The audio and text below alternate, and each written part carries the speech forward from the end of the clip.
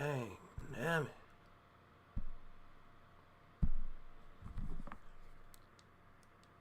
Let me check the levels right quick. I'm sounding crispy, sounding good. Check the levels right quick. Sounding crispy, sounding good. Yes, sir. Yes, sir. Yes, sir. I don't usually live this early. I'm not gonna lie to you. To be honest, I could have done it really early, but I got sleeping problems and melatonin don't work. But it's a vibe. I'm gonna start soon. Give me a second. Just setting up real quick. Don't worry.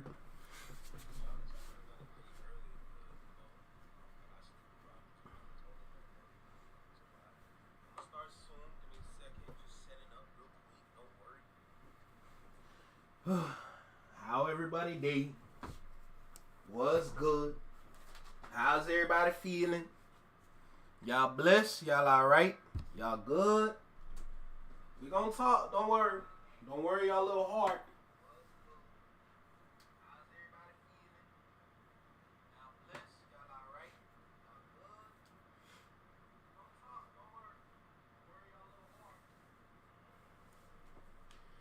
Golly. What a day, what a day, what a day. We gonna have fun with this one. We definitely gonna have some fun with this one. Don't y'all worry. Holy. Man, don't y'all hate the government? I'm teasing. I can't say that.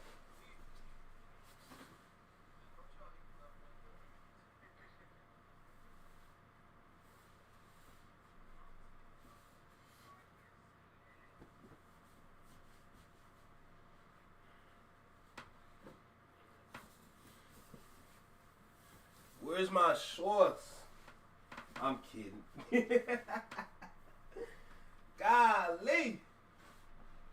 Today is a day. I'll tell you that much. Today is a day.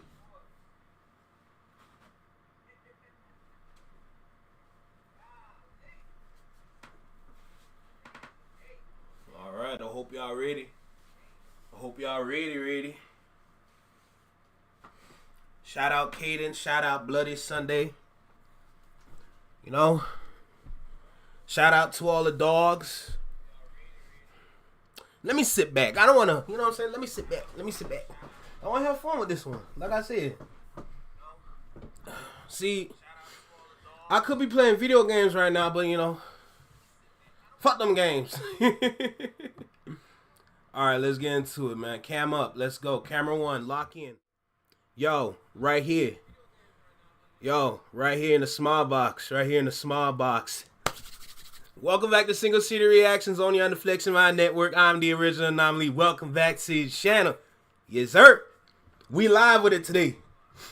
Switch it up a little bit, I don't usually do this, to be honest.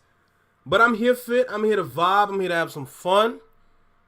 I want to have a nice conversation about this live right in front of us today. For the ones that tuned into this one, this was special. This one was special, and I enjoyed the hell out of this one. I tell you that. Oh my goodness.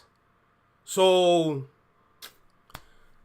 let's get into it. To be honest, yo, let's cut the 3 actions, man. We don't need to be acting and all that too much, I like to get down to business. So with that being said, what's good, brother? Hope you're doing all right. Yeah. I hope you're doing good, bro. All right. Do we need a live chat or do we not need a live chat? That's my question. Nah. Let's vibe out with this one. If y'all want to see the live chat, let me know. Let me know if you want to see the live chat. That being said, let's get into it. And we are live. Word up, Culture United 6. Black History Month, second month of 2025. One of the most lit months I've seen in hip-hop history at this point in time. It's actually valid. I ain't gonna lie. So the reason why, actually, let's break it down a little bit real quick. So the reason why I wanted to talk about this one specifically is because not only do they have a really good panel. Let's start there. The company man put together a really good panel for this one. It's not, but that's not the reason why. The reason why is the conversations that they had specifically about, Drake. Y'all see what he did in Australia with DeMar DeRozan's jersey? Looking like he having a temper tantrum on stage in front of 12,000 people. This is our GOAT, right? This is our king. I'm Canadian, by the way. This is our king. Kings don't move like this. I speak life into what I say about this match specifically. Kings don't move like this. GOATs don't move like this. Greatest of all time, regardless of how you want to say GOAT, don't move like that, right? So to see him move like that, like you're moving like a child, my guy, it looks strange. It looks peculiar. There's something wrong here. Like I said, boy need therapy, bro. We need that boy to grow up to be a man. He a little late because he almost 40, but he got to do it. But that's not... I don't want to focus too much on that. I want to focus more on this conversation because not only the conversation, but the questions, everything that was brought up in this, I'm here for it, right? So, let's go. That's the context. Let's go. Very large topics that we're going to be talking about with this expert panel today. For real. Introductions out the way. For real. Champion from the north. I think I got an echo. Let me get my echo out the way. From the north. Got a little echo, my boy. We Love Hip Hop Network, straight out of Canada. My brother, Friday, Ricky Dread. 9-second applause.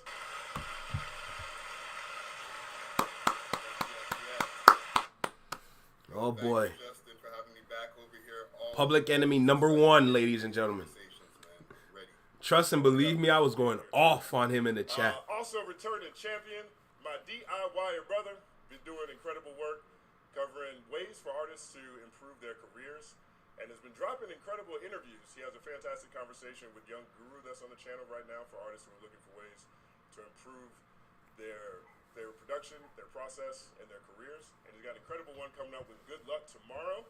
My brother Curtis King, 9-second applause. Crazy. Guy's sweating. You nervous? You all right, brother? Pastor, what you just preach? You preach a sermon? That's why I was late, man. I went to the... So, I just want to make sure we get their introductions out the way so everyone's familiar with who they are. Then, once he starts getting into the questions, when you hear the questions and when you hear the answers, y'all gonna understand why I'm breaking this down. Because when I say I like this one, this is probably like my favorite live of the year. If I'm going to be super honest. We're already in February. This might be my favorite live. Because, like, the way I was just, like, attentive, the way I was listening, the way I was, like, engaged in the comments, I'm like, nah, bro. This one, I like this one. So let's keep going. After the intro, I might skip it a little bit to get straight to the questions. So just keep that in mind, all right? I shower, and I turn these lights on. So now I have my sweat handkerchief. So thank you for calling me out and pointing that out, Curtis. Amen. I appreciate you having me here. Always a pleasure to be here. And we're having a lot of fun this year with all the content, even though it feels like yo, listen. Yo, quickie. When I saw Wayno's face, I'm like, Wayno's here, nigga? Yo, salute to Wayno, bro. Honestly, Wayno's kind of like the reason why I'm really entering this space, if we're going to be honest. Lineup is absolutely crazy, bro.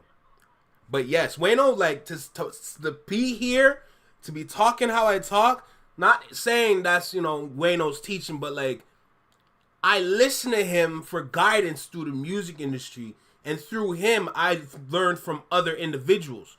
So he was, like, the catalyst for me to getting into this whole space, And the funny enough, after, like, it's funny, because, like, it's supposed to be, like, because after Wayno was Joe Budden, it should have been like Joe Budden first, then Wayno. Nah, bro. It was Wayno first, then Joe Budden. Then I just went down the rabbit hole, found Ray Daniels and all kind of other people. So let's keep going. 25, that's what it feels like. I feel taller, I'll tell you that. I was a solid 6'2" at the beginning of the year. I might be 6'2". Is the volume okay on this one? I can turn it up a little bit. It's all happening. Let me know. Also, joining the show for the first time, I've been a big fan of his commentary for years. Everything from Everyday Struggle to his incredible work over at Amazon. Does incredible interviews. A true expert Salute. in the game, from Rockefeller Records to now his own platform on YouTube. And please let me know if I'm getting this title right. I'll do it myself. President at IMP. Am I saying that correctly? Yeah. My brother Wayno, 9-second applause.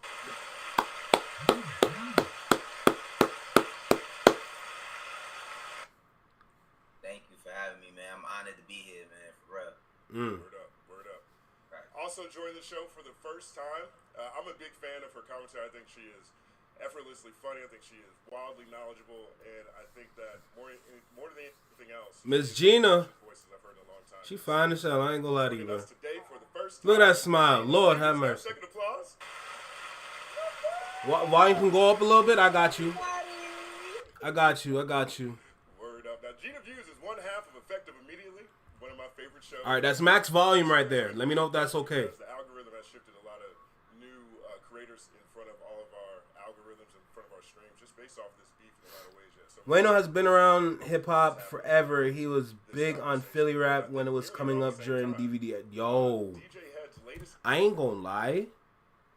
The DVD days. See, y'all, here's the thing. In America, y'all DVDs were different from the ones in Canada. But the DVD days in Canada, bro, yo, I'm not gonna lie. That was a special moment, because like there's just some things out there that just like you're probably never gonna hear again, because that disc is done. You know what I'm saying? That disc is donezo. You know. It's Endeavor. Effective Immediately.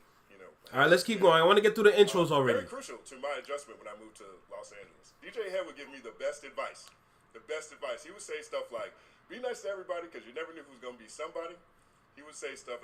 He would say things like, "Always make sure that you respect the craft, respect the culture." He No would doubt. always remind people to keep doing cool shit, and he would always be putting on for new artists everywhere, from Homegrown to Real 92.3, and now to Effective Immediately. My brother DJ Head, 9-second applause.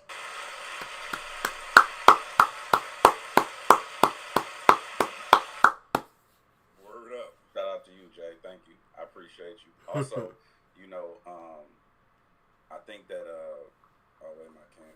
Also, I want to say, you know, I think that, for instance, when you first moved to LA, I think what was dope to me was that the fact that Damn, nigga, fix your camera, you bro. took my advice and you stayed out of trouble. So that was dope. Yo, man, I definitely did. Hey, real quick, I just realized something. Hold on. See what we're not about to do. What we're not about to do is disrespect Wayno. We're not about to disrespect Wayno. That's not what we're not doing that. We're not doing that. I definitely did, because you know, Gotta it's very fix that. easy to get ahead of yourself in this industry, in this conversation. It's very easy to look at short-term success. I think that's the foundation for longevity. It doesn't always go that way, and more than anything else, what's very crucial is having solid relationships, having people respect you.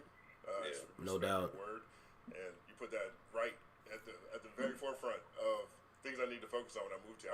For people who don't know, I moved here to take over Hip Hop DX.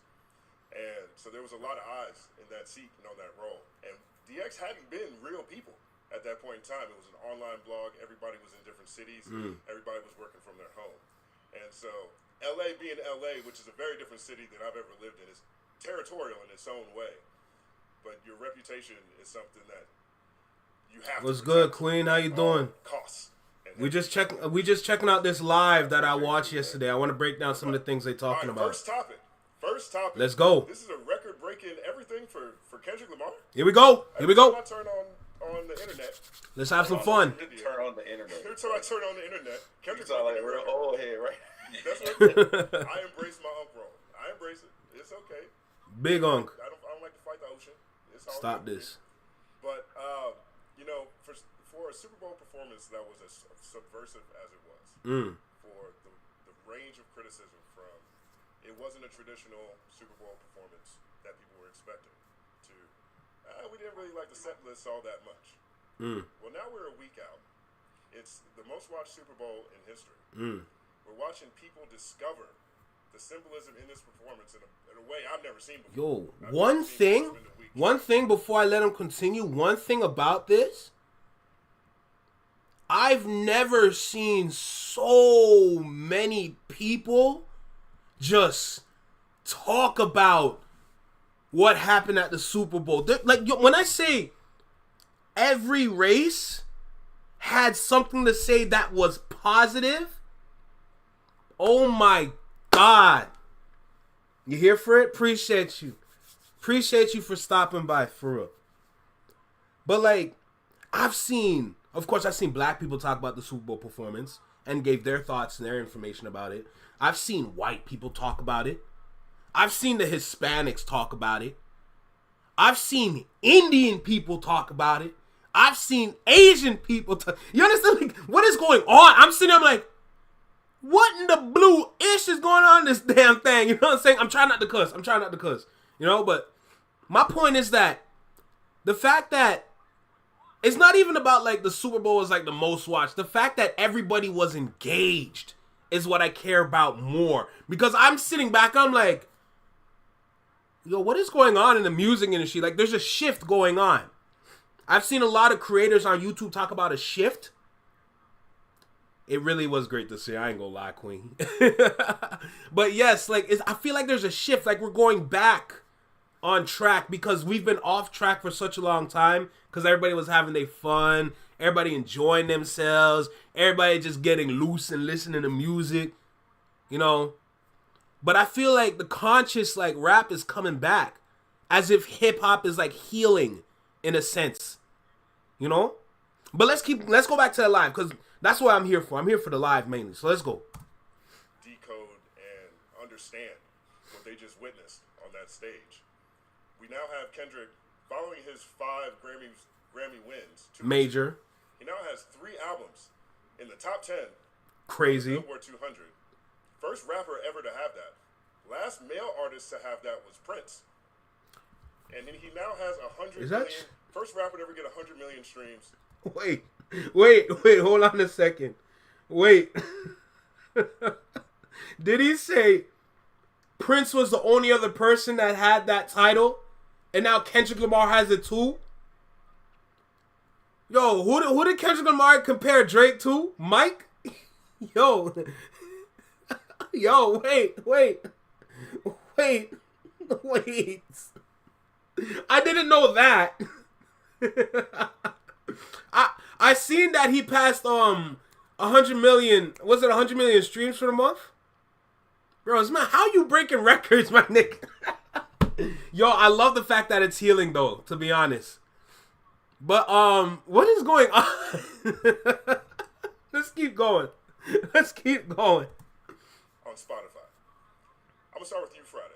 It's not enough. I'm gonna start with you, Friday. Is this a successful Super Bowl? Is the criticism warranted now that we are... Now, remember, Friday is Canadian. So his perspective is going to be different from everybody else's perspective. He better fall in line for this one before he gets the hate. Now, I don't remember the whole live, but I remember elements and some parts of the live. So let's see what he has to say. We look back. You know, when I think about it now in hindsight, because I had a lot of the same criticism. Hindsight, huh? Okay. I thought the show was great. Like the spectacle itself and the set design and everything, the choreography, amazing. But I would have maybe had a few different choices for the songs. I was thinking, go big, you know, get all the songs that everybody recognizes. But I think from using all of these different songs from GNX, it kind of took the focus away from, let's just focus on these big songs and let's break down the show. You know what I'm saying? A whole conversation got created around it. And because of the lack of knowledge of those songs, it might have translated over to the streams of the album because people are like, hey, I didn't know those songs at the Super Bowl, this whole Super Bowl that everybody's talking about. Now let me go check out these songs. Where on the contrary, we're like, All Right or something, people already know those songs. They don't have to go check them out again.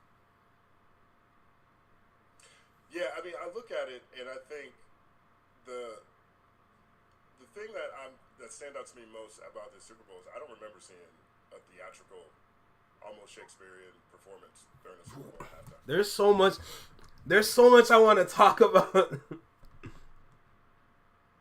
Yo, for real though, he really did take that from Aubrey. Are we calling him Aubrey? Hold on. Are we calling him Aubrey? Me personally, I call him Demetrius. Because I'm never calling him Drake. That's not... Drake was back then. The man that's in front of us today is Demetrius. But are we going to call him Aubrey for real, for real? Let me know. Because I'll gladly call him Aubrey. I personally just call him Demetrius. But speaking to... Let's go back a little bit. Speaking of what the company manager said. Let's hear it again, then I'll get my thoughts. Hold on. The thing that stands out to me most about the Super Bowl is I don't remember seeing a theatrical, almost Shakespearean performance during the Super Bowl halftime show. You're right. But the fact that hip-hop and theater blended so well together on the Super Bowl main stage is actually incredible. And it just shows how much hip-hop can complement all aspects of entertainment. It's like hip-hop can amplify everything when it comes to entertainment, no matter which part of entertainment it is. Hip-hop, when it's inserted here, amplifies it, brings interest into it. Hip-hop is like a positive. It's like a positive more than a negative. They just turned it into a negative. That's the issue. All right, say less. I'm going to call him Aubrey then. But you see what I'm saying? It's like the fact that that was so successfully put together and look effortlessly. I hear a lot of people talking about like, oh, Kendrick was tired, Kendrick sweating and all that. I'm like, bro, do you understand? He ran more yards than Kansas City. Like, let's talk about that. The man ran more yards than Kansas City. No matter if it was a two-step or he just ran down the street or walked somewhere else. He did more yards than Kansas City. I seen someone draw it out on the map. I'm just like, that's so insane, bro. You better draft this nigga. And another thing, I want to speak towards the strategy behind using the songs from GNX to still deliver the story and at the same time fill his pockets, because we know what the Super Bowl does to artists. Even though they don't pay, you know, artists that do the Super Bowl don't get paid. They have to use their own money to fund that. So to see Kendrick Lamar do that and get a crazy return of 430% on his streams, which is mainly on the songs on GNX, and at the same time increasing SZA streams by over 100%, putting her in position too. The benefit of all that is insane to me. And to still deliver the message that he delivered, bro, it's like the perfect play. It's like you started a chess match and on your first move you checkmated everybody. You know what I'm saying? Like, that's insane. No, okay, hold on. This man rapped with no backtrack while hopping from stage to stage. He was supposed to be sweet. He's supposed to be sweating. You know, I don't disagree. I'm just speaking more towards what people were saying, and I'm trying to show people what he did, you know? Because he was over here. He started on the GNX car. Then he ran over down the steps, down to the street, went over to the street, and then went over to the light post. From the light post, he went to a, what button did he went to? He went to one of the buttons. Like, he was all over the place. Like, I don't know. He was all over the place. Anyway, I just want to speak more towards that. Let's keep going, all right? Let's go. Right, you got Samuel L. Jackson directing people. Ooh, Samuel Jackson as Uncle Sam. You know, and in that regard, with GNX being a new album, it's also the first Super Bowl I think that didn't lean super heavy into nostalgia. Right. In that context, does the track list criticism still hold up for, let's say, for you, Gina? Because I know that you had some other songs that you thought might have worked at the Super Bowl. Well, not necessarily work for the Super Bowl, but just to work for the concept of the show. Because GNX is my favorite album, not because I'm from the West Coast. So I was happy to see that be on stage. I was just saying for the actual concept and the message that he was trying to send. But I think that this is amazing. And hey, bro, not everyone's smart. Just gotta rock with it. Because niggas come outside from the West Coast and you end up on the Super Bowl with 5 Grammys. I don't know. I'm just saying, don't poke the West Coast Bears. I don't. Valid. But also being able to see somebody who stems. I love battle rap, so being able to see somebody who like stems from the battle rap culture, and then to be able to perform a song that stems from Rap Beef on the Super Bowl stage is fucking amazing. See, let's stop right there for a second, because everyone talks about how he performed one of his diss tracks on the Super Bowl stage, but everyone forget that Euphoria rang off in that mug too. And if you know me, you know that I love Euphoria way more than I love Not Like Us. But I love Not Like Us. So that kind of gives you a gauge of how much I love Euphoria. Okay? Euphoria was my #1 track last year on the Spotify Wrapped. Oh my God, I love that song. You don't understand. I said the battle was over when Euphoria dropped. When I went through the whole song, I was like, it's done. It's done. Because how do you combat in that? Family Matters came out. Nothing the man said in the song topped what Kendrick said in Euphoria. And here's the thing. I said it to my friends a while back. The more you listen to Euphoria prior all this, the more you listen to it is the more you learn. Bro, I had to sit there and say, like, yo, these are like Egyptian hieroglyphics. Bro, like, the more I study these, the more I get things. I'm like, bro, this man don't miss. This man don't miss. It's frightening how he don't miss like that, bro. And now fast forward with all, like, with the federal lawsuit and all that against UMG, like, you go back and listen to Euphoria. Yo, Euphoria aged way better than fine wine. This wine I'm sipping on at this point is intergalactic because I can't believe what I'm hearing right now. It's as if everything was predicted. And then you hear the beginning of Euphoria and whatever played in the beginning, reverse it. Richard Pryor from the Oz saying everything they say about me is true. Yo, who is this man? It really was a masterpiece, Queen. It really was a masterpiece. But I'm just like, yo, bro, how?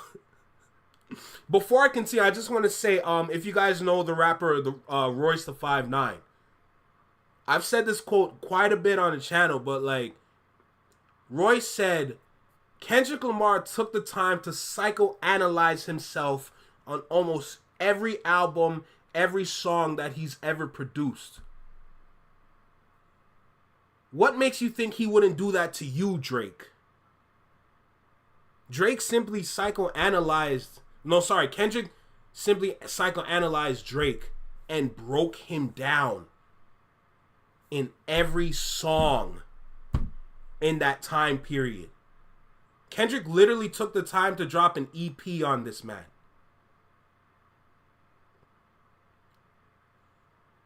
It really was. Yo, listen. Meet the Grams? To this day, that song is frightening. Especially the last part. It's one thing to start with Dear Adonis 15 minutes after Family Matters drops. It's one thing to do that. But when he started the verse saying Dear Aubrey, I'm like, oh, dear God Almighty. And then towards the end, when he broke him down, saying everything he said, saying there's more kids out there, saying there's more baby mamas out there. Bro, my soul left my body. But let's keep going. Let's go back into the live. But I just want to say that, like, yo, it was haunting. It was absolutely haunting.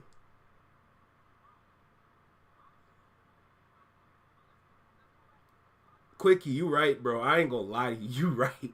It is probably the most haunting thing to come out of a pen. And then how did he end GNX? He talked about his pen. You know what? Let's keep going. Give me some applause for that. He thanked his pen after, bro. 1 second applause. Oh. Yeah, I mean, you know. I got a friend that has that song on replay, bro. And I don't think I presented it as a criticism, but I did present it as something that was very surprising to me. California, salute. Hey, no. Salute to all the Californians in here. Anybody new, everything. You know I got love for Cali. 2023, I traveled to California by myself to go to Complex Con in Long Beach. The experience that I had in California, unforgettable. Salute to Cali, no doubt. Appreciate y'all. Appreciate any state in America because I only have respect for all Americans. You know, respect to anybody else in the world that's tuning in right now. Appreciate everyone. Got love only. I'm telling you, Quickie. I'm telling you. Thank this pen at the end. Let's keep going, though. Or tell me that that's not what it was. But I looked at that Super Bowl performance and I was like, oh, we going all the way in on Drake. Yup. I think every song in that performance, with the exception of maybe Luther, you has a subtle shot at Drake. And I thought that... Salute to the UK. Like I said, salute to everywhere. I got respect for all people. I'm not here to cause no beef. I'm not here to cause no problems. I'm here to vibe, enjoy y'all time, enjoy my time. And just have some fun in here, you know? Hey, bro, respect. Respect, bro. Love, salute, no doubt. Let's go. I didn't expect to see... I thought there was a possibility that Kendrick wouldn't want to continue to go all the way in on that at this point in time. Maybe perhaps to, you know, highlight other songs or not wanting to highlight that too much.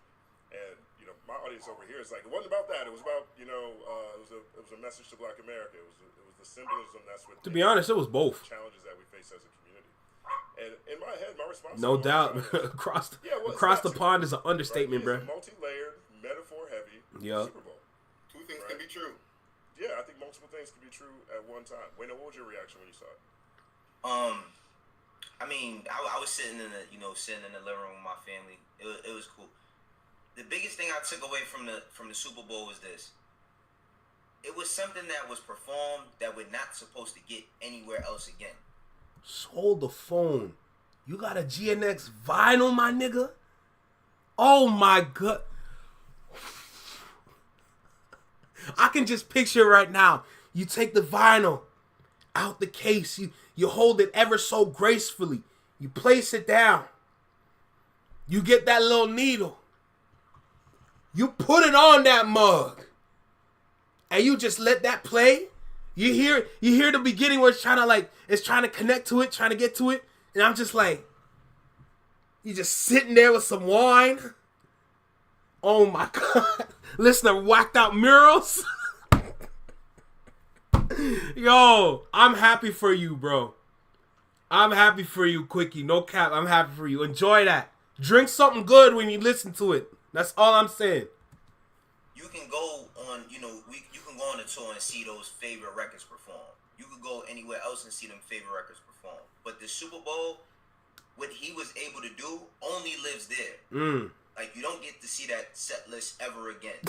In that sequence with Samuel Jackson bringing it's its own thing. And I think that, like, while the symbolism and the Easter eggs and all that's cool, people forget that this is something that we supposed to experience just for that. That's the Super Bowl. Look at all these people going crazy. Never getting that ever again. So for me, I appreciated it. I mean, we was in here dancing and jamming, having fun. You know what I mean? You know, I was squabbling up like.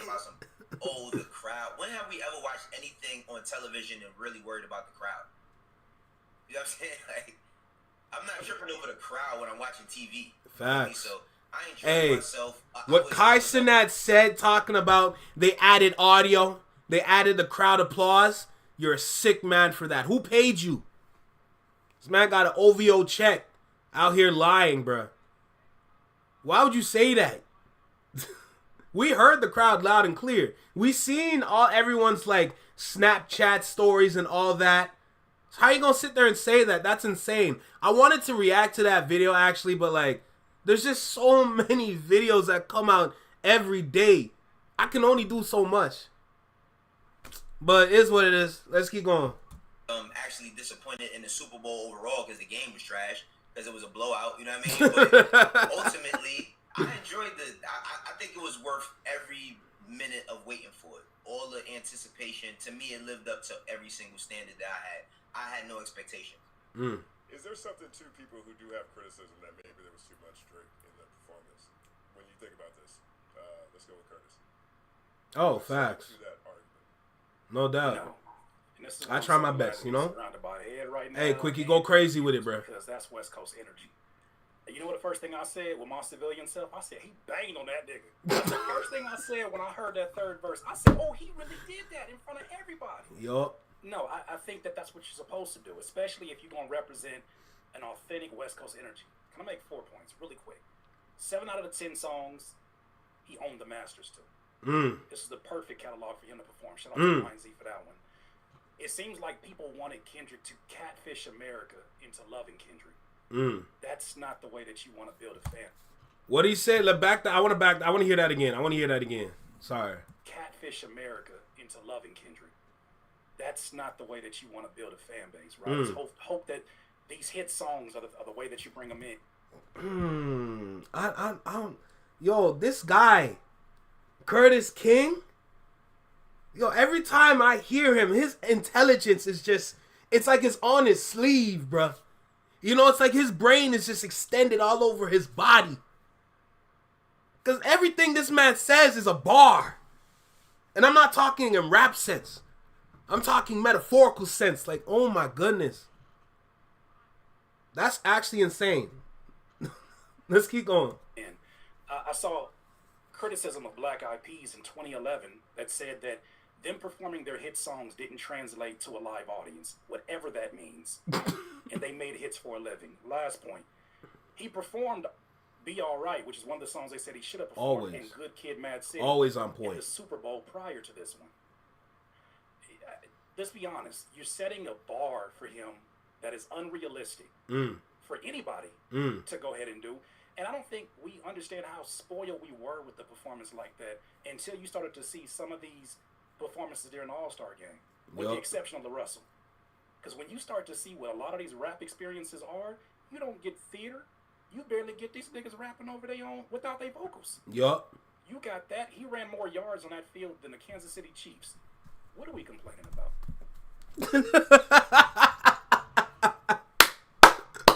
Hey, speak, brother. Speak. Because it's true. Speak truth to power. I'm here in Canada. I understand, but for some reason, Canadians here, the Torontonians here, this is like, you know when you watch Charlie Brown and Charlie Brown in class and the teacher speaking and it's wah, wah, wah, wah, wah, wah, wah, wah, wah. That's literally a description of what Torontonians hear when everybody's speaking facts about what they saw and speaking facts towards Kendrick. Like, we're going to have to get to a point where we're going to have to grow up. But because everybody around here just loves Drake oh so much, they don't realize that they're emulating the person that they care about. And because you emulate this individual that literally moves around like a little boy, you just have a bunch of little boys running around regardless of age. It's actually frightening here. You know what I'm saying? It's unfortunate. You know, this is what we have to deal with here. Don't get it twisted. We have our greats here. We have people that definitely have intelligence, you know? They have the knowledge to speak towards these things. But unfortunately, it's a minority. Let's keep going, though. 1 second pause. I love that. Dare I just throw something into the mix over here? With the exception of Not Like Us. Obviously, he's going to have to do Not Like Us. It's the biggest song that he has of the year. Huge. Mm-hmm. But did he really need to do 3 to 4 Drake songs? Those are not Drake songs. You see what I'm talking about? You see, Friday is Canadian, okay? You see what I'm talking about? At this point, in the chat, all you see is me like, nah, bro, get this man out of here. I should be on there. Put me on. Sub me in, coach. I was like, what is this man talking about? Out here embarrassing us. Like, oh, have me so mad, bro. Curtis King, no doubt, bro. I gotta salute to him. Head, Wayno, Gina, Company Man, Friday, Move. Like, let's keep going. Those are Kendrick songs. Where Drake disses. But I think that's the thing about it. To me, this encourages what I think is a overprotection of a grown man who chose to get in a battle that was too big. It was too big for his britches. He chose to get in that. He said, "It's funny how we." No, back it up. Pause. The 4 Drake songs. No. Those are not Drake songs. Those are Kendrick songs. Where Drake disses. But I think that's the thing about it. To me, this encourages what I think is a overprotection of a grown man who chose to get in a battle that was too big. It was too big for his britches. He chose to get in that. He said, "It's funny how we changed the narrative." He started this situation by saying, "Drive, nah."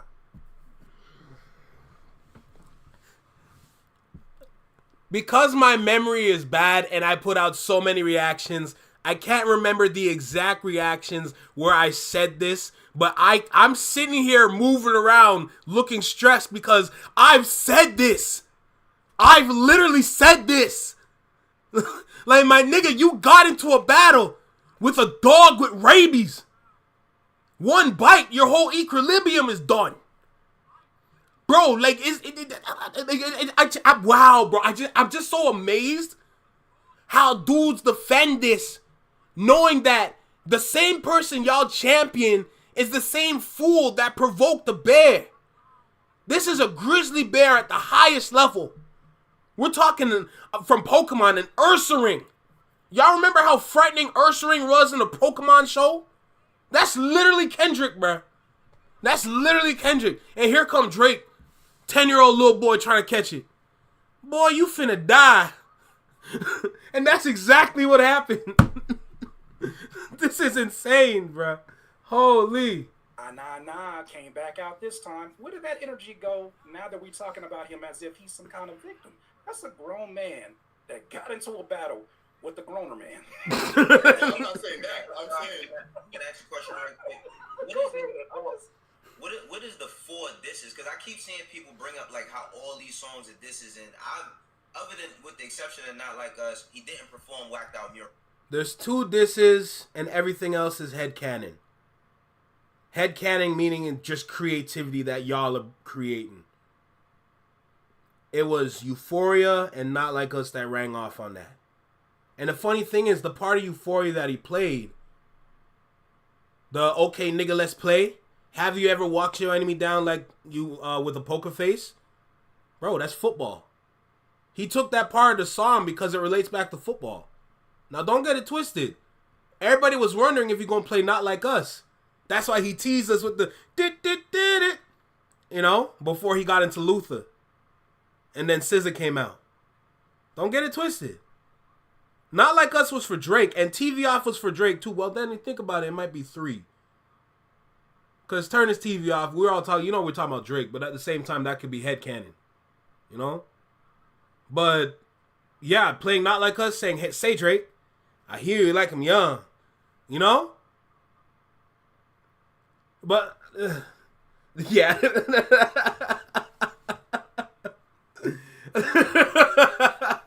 Yeah, I love y'all in the chat, bro. Appreciate y'all. At all. The beat just played. What was the 4 songs that he used to diss him? Spiraling for real. Euphoria. Oh yeah, I'm bugging. Euphoria did play. Everyone forgot. 2. So 2 that I could definitively point out. What was the other 2? Song from the Black Panther soundtrack. Are you? When did this ever become a Drake diss? I just want to know, bro. Wait, hold on. All the Stars is a Drake diss. I thought, no. Stop. That song was for the industry. Is All the Stars directed to Drake? That doesn't make sense. Nah, for real, Racer. No. But no, don't do that to All the Stars. Don't do that to All the Stars. That is not a Drake diss. If anything, that's a diss towards pretty much anyone that doesn't care for African culture or promotes African culture, I should say. Yeah, no. All the Stars is not a Drake diss, bro. You gotta be crazy to say that.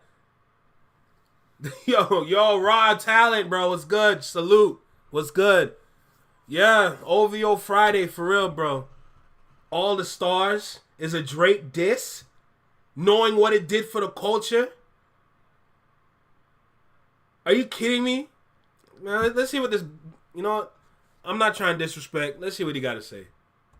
Soundtrack.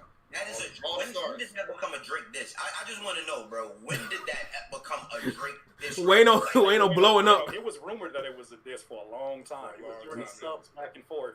But the fact that he did it, I think for me, I'm not gonna lie to you, it kind of confirmed that it was. I said, really? You got Luther out here. You got other songs. Oh, they did Luther, but yeah. Really? Hey, hold on. We got a new sub. You know, anytime I'm live, I'm doing a recording, anything, I shout out the sub. So Christian Smith, salute to you, King. Hold on, let me just center myself back in the camera. I'm right here. Hey, in the small box, lock in. Come on, let's go. That's a lot of Drake. Right. Euphoria, I ain't gonna front. Euphoria was like, oh shit. I was like, he really did that. That's the only thing I was shocked at. No doubt. I'm just saying, I feel like the Super Bowl is bigger than even the battle itself. I understand the battle is a huge thing, and we're not going to dismiss that. But that's what Not Like Us is for. I heard Childish Gambino say that. Hold on, what? No. All the Stars was for Black Panther Queen. No doubt. Don't get it twisted. Let me just get through these get through the chat. Maybe, yeah, like I think there was probably one song on that album that was directed to Drake, but maybe King's Dead or something like that. But don't do that to me personally. All the Stars is not a Drake diss. It goes way further. Even if you look at the music video, it goes way further past Drake. To label All the Stars a Drake diss, that you're killing the moment All the Stars did and what it did for the culture. I'm not doing that to All the Stars. I would never do that to that song. I love that song too much. You know? Here's the thing. I wouldn't say Drake is an industry plant racer, but I think personally, he definitely got his way into the industry, but the industry saw him and used the opportunity of Drake to kind of make him like a poster child. Because he was already in the industry at the time. But because he was so different by blending R&B and rap at the same time in his tracks, they knew that if we push this, we can turn this man into a global superstar. So I'm not disagreeing that he could be an industry plant, but industry plants are plucked. They're plucked from somewhere. Drake was already in there. So that's the only difference that I'll give you for that. Rich Spirit, no doubt. Don't make me turn into a song. Yup. TV Off was definitely for the Super Bowl. When you listen to TV Off, because we already know what TV Off is really about, or the inspiration behind TV Off. The inspiration was pretty much Dragon Ball Z, Dragon Ball Super. Because we know when he was like, and then must it on a beat. Oh, must, you know what I'm saying? Like, that's him going Super Saiyan. But that do, you know, that came from Dragon Ball Super when Goku went Ultra Instinct for the first time. You know? We should know that. That should be common knowledge by now, because that was everywhere. What else? No, so TV Off is definitely for the Super Bowl. Yo, thank you. The funny thing is, for the whole small box thing, I'm like, let me just do something silly. Let me just do something foolish. And then everybody loves it. I'm like, bro, I'm running with it. You know? It's something I like to be. I like to be foolish. I like to be fun. You know, for people that don't know, I have a love for comedy and all that. But like, yeah, I said, like, you know, let me try it out. You know, and everyone loves it. So yeah, I'm gonna keep going with it. You know.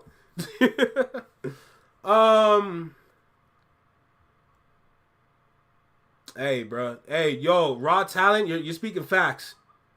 Valid Racer. That's a valid. He's an actor, not a musician, no doubt. But the transition from one to the other was effortlessly. If we're gonna be honest. Poster child for the 360. Yo, you're speaking for real. He did. Honestly, he did dilute. Okay. Full disclosure, Queen, you are absolutely right. He did dilute hip hop. And because of the blend of hip hop and R&B is the reason why it was diluted. It kind of took the soul out of it. So it makes sense. But because they took the soul out of it, it was so effortlessly to push it. You know? Drake would rap and then go into singing like a chorus. Everyone loves it. Everybody uses it. Everybody emulates it. You know? He's definitely an influence, but for the wrong reason. Now that we have Kendrick here doing what he do with hip-hop, it's kind of like he's bringing hip-hop and a conscious rap back into the game. More people are using this style of rap now. Even prior to the Super Bowl. You know? What else? You're not wrong. Especially because he has such a strong influence, Racer. Because Drake has such a strong influence in Toronto, they definitely knew that the men would follow that path of destruction, unfortunately. Super Saiyan Daku, that's hilarious. Definitely a Dragon Ball Super sample. It definitely worked. You think so? Some songs for you is following the Dragon Ball flow. Bone Thugs definitely did it better. But Bone Thugs was still... Well, keep in mind, speaking to that time, if we're going to go back to that time, Bone Thugs and Harmony, because it didn't really translate to mainstream like that so well, it kind of stayed where it is. And at the same time, you got to remember, they're pretty much similar to like 3-6 Mafia, Wu-Tang, like rap groups, right? And rap groups back then, it was more raw, more, you know, more real. And because of how they showed themselves, the other side, which is the pop side, looked at it and said, I wouldn't listen to that. You know? The white side, basically. It worked. No, it actually worked. Okay, hold on. It worked, I can't lie, but it should not have been the new blueprint for hip-hop. But that's the thing. When you have a system that works in the music industry, one thing they're going to do is abuse it. You know? Remember when Afro beats was going crazy for one point? Everybody hopped on the wave. Same thing when, what's it called? When Despacito, when the Latin music was going crazy. When Despacito came here, everybody was hopping on a Latin wave, a Spanish wave. Even back then, you can say the same thing for reggaeton. For reggaeton, it's the same thing. When they find something that works, they're going to abuse it. Because they know this is the sound that people like. Why would we stop here? We're going to keep going. We're going to keep going with it. Absolutely.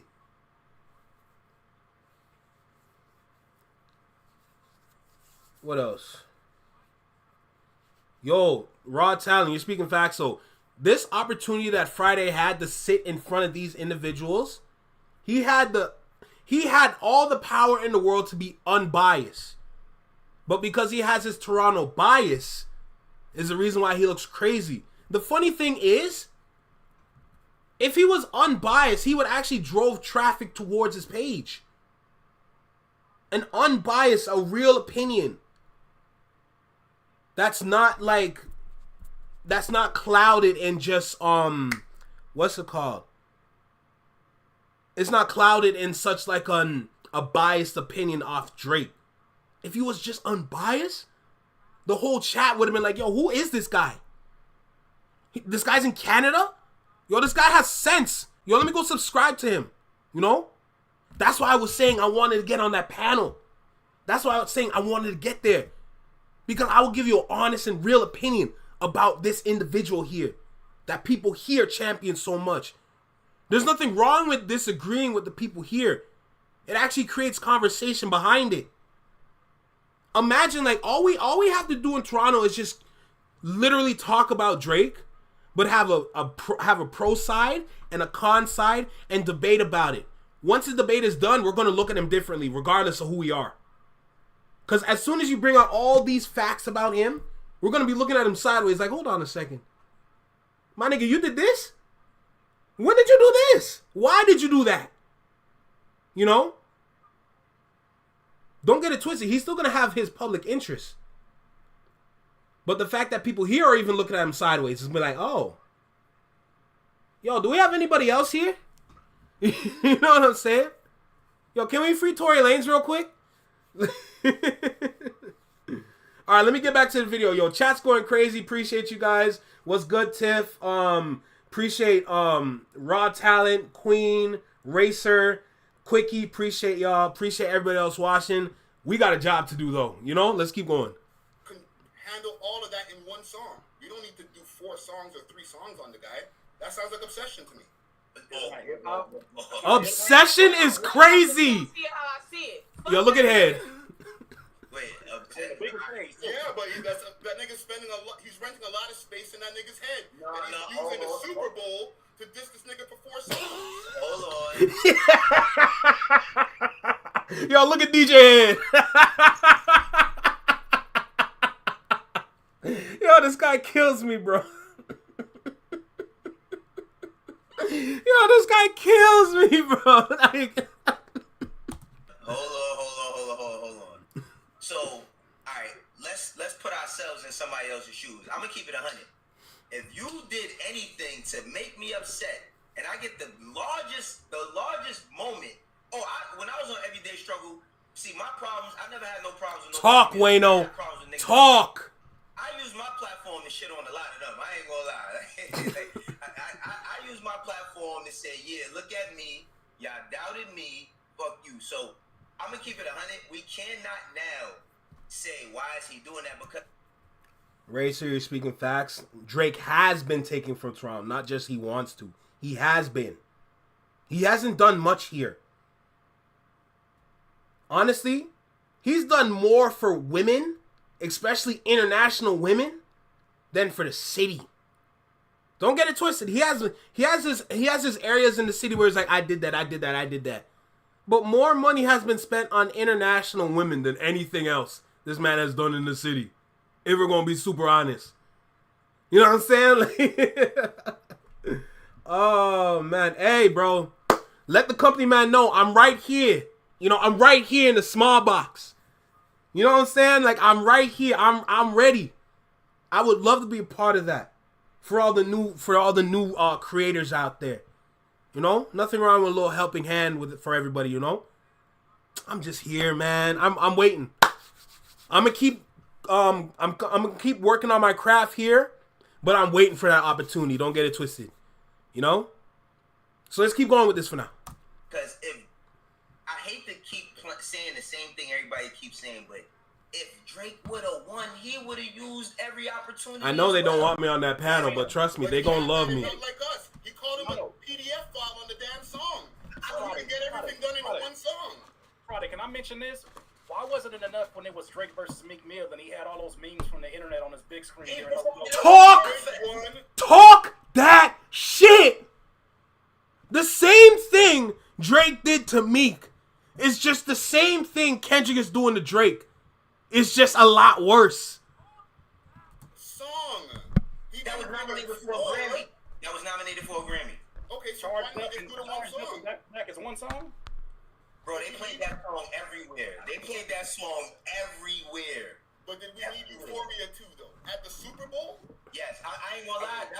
That's the only part that was petty to me. Euphoria, I was like, oh, nah, word. Like, I'll say this. I thought that was one of the most impressive parts of the whole joint, right? Because that's when he's going all the way across the football field, delivering crystal clear lyrical gymnastics. About Drake. Hey, Racer, if you can make that happen, bro. Fantastic song. Hey, bro. I bet Drake We be working together in the future. You hear me? I didn't know that was something like that. Mark DeRozan jersey on the floor like anybody cares. Last night, like, come on. Whoa.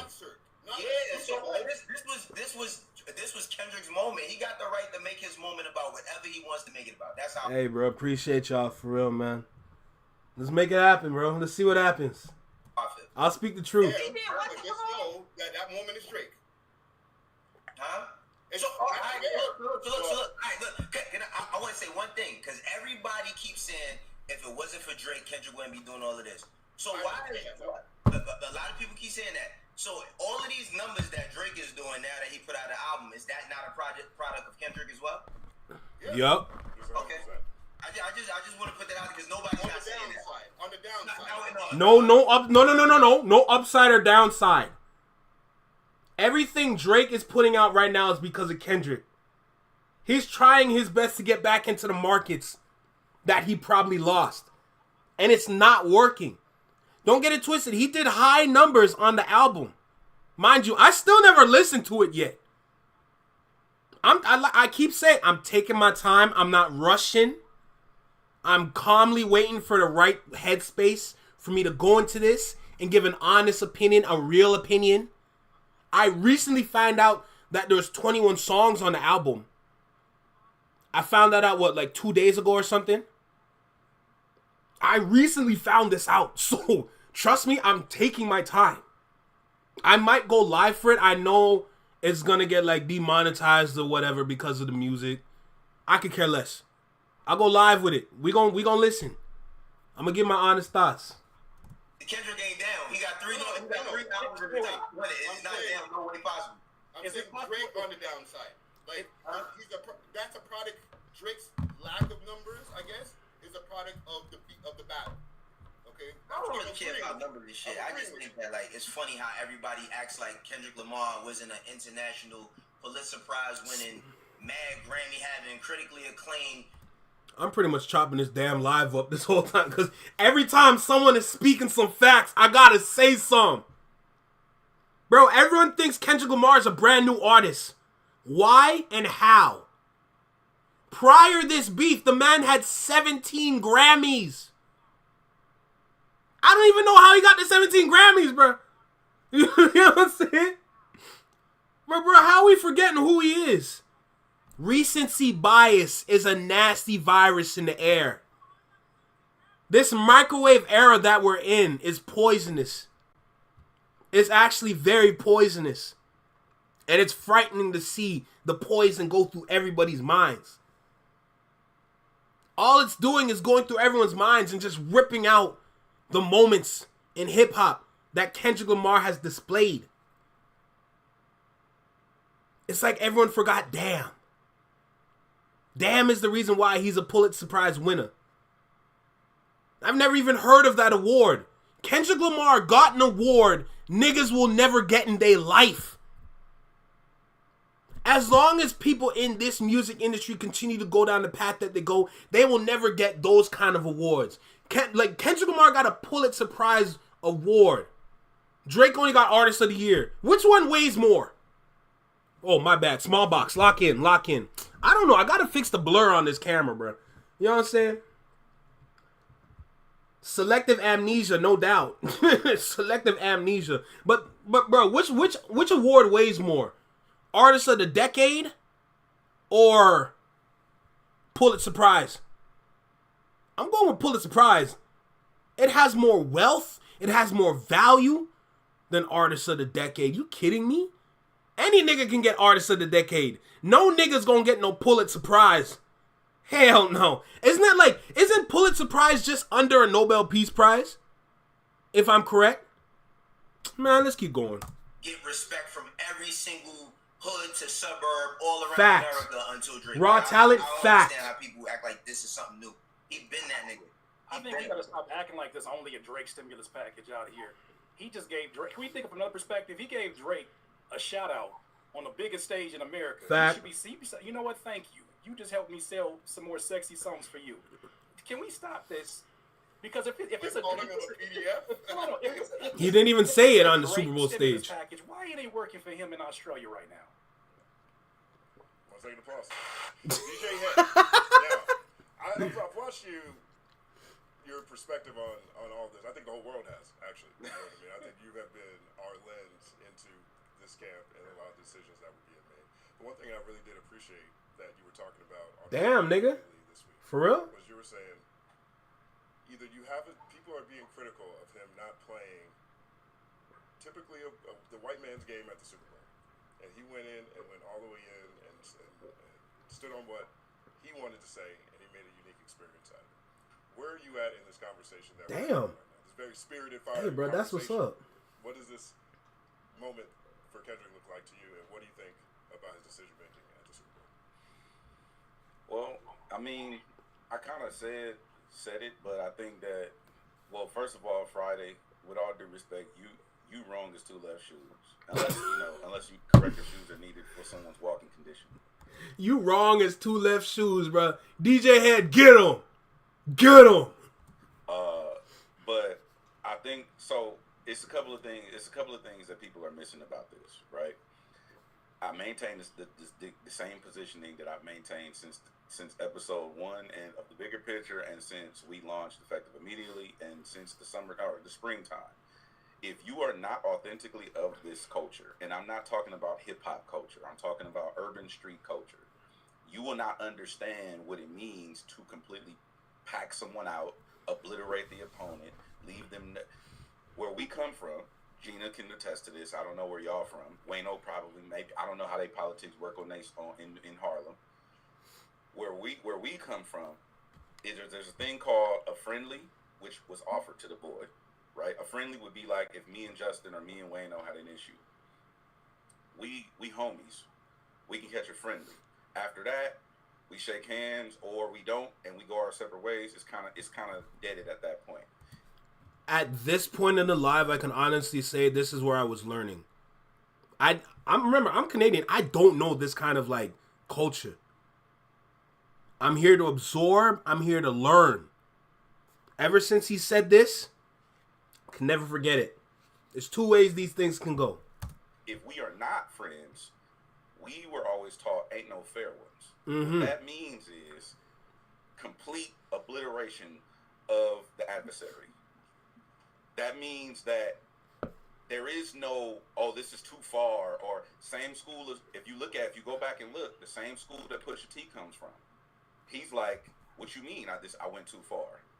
Because people who are not authentically of the culture are participating in things they don't know shit about. So when things go left to them, from their perspective, they think, oh, this is too... Hey, Racer. I feel like you need a documentary, bro.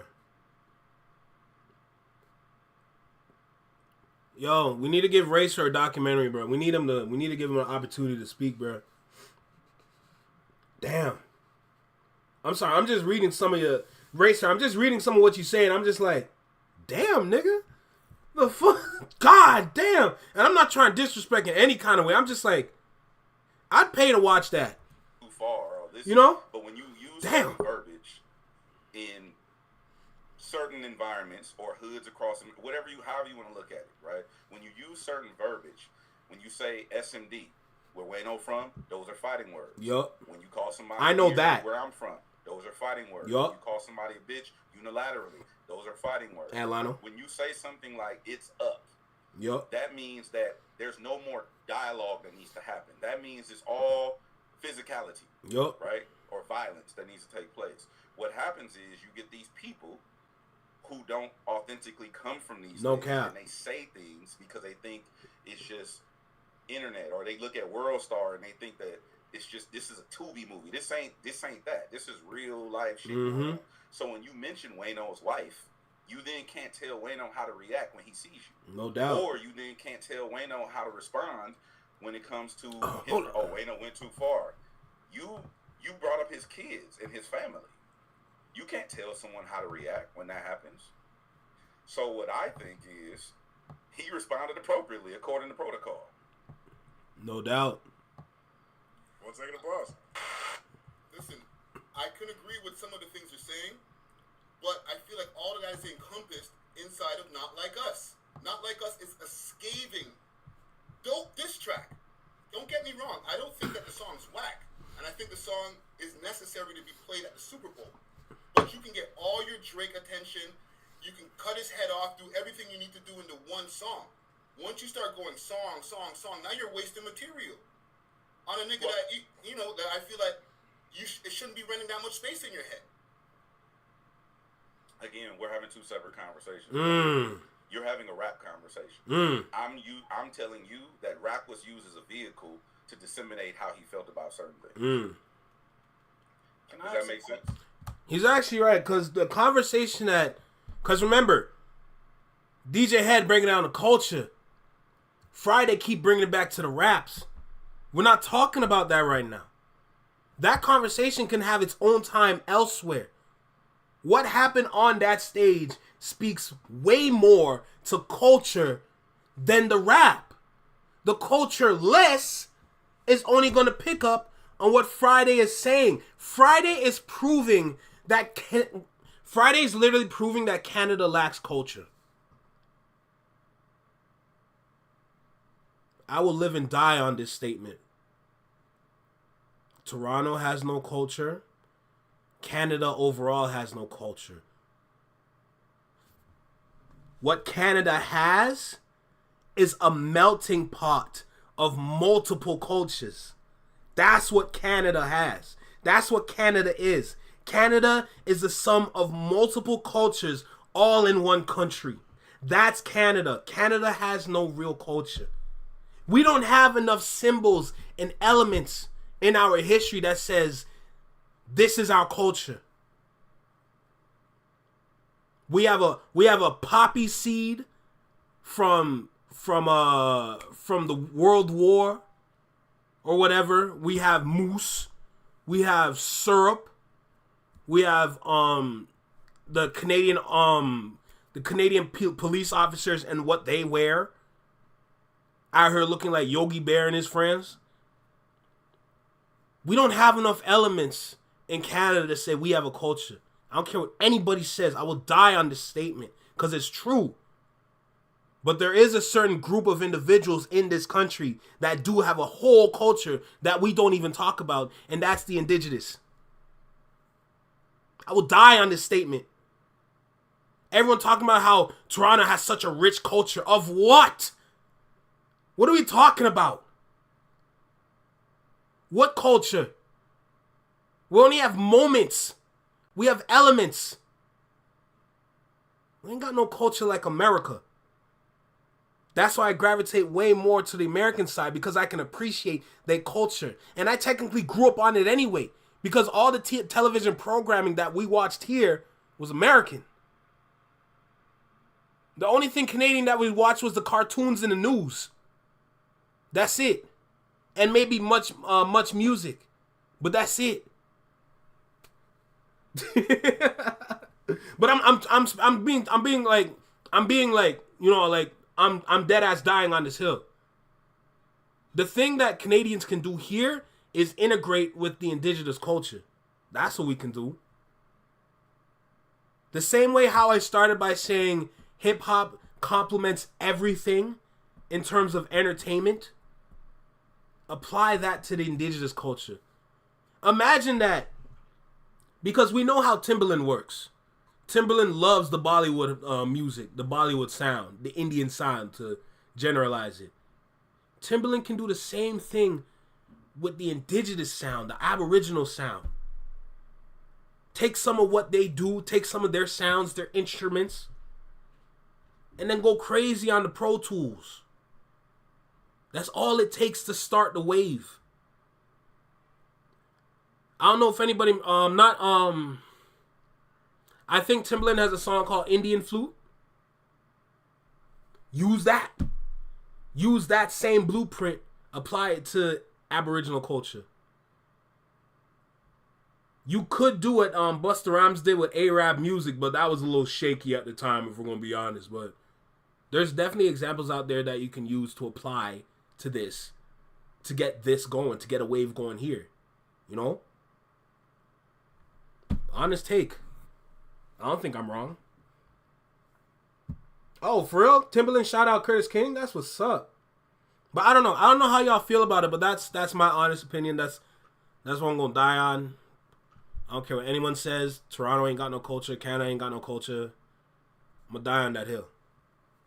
So if you agree, cool. If you don't disagree, cool. So let's keep going. Yeah, I just feel like the stage was too big for that.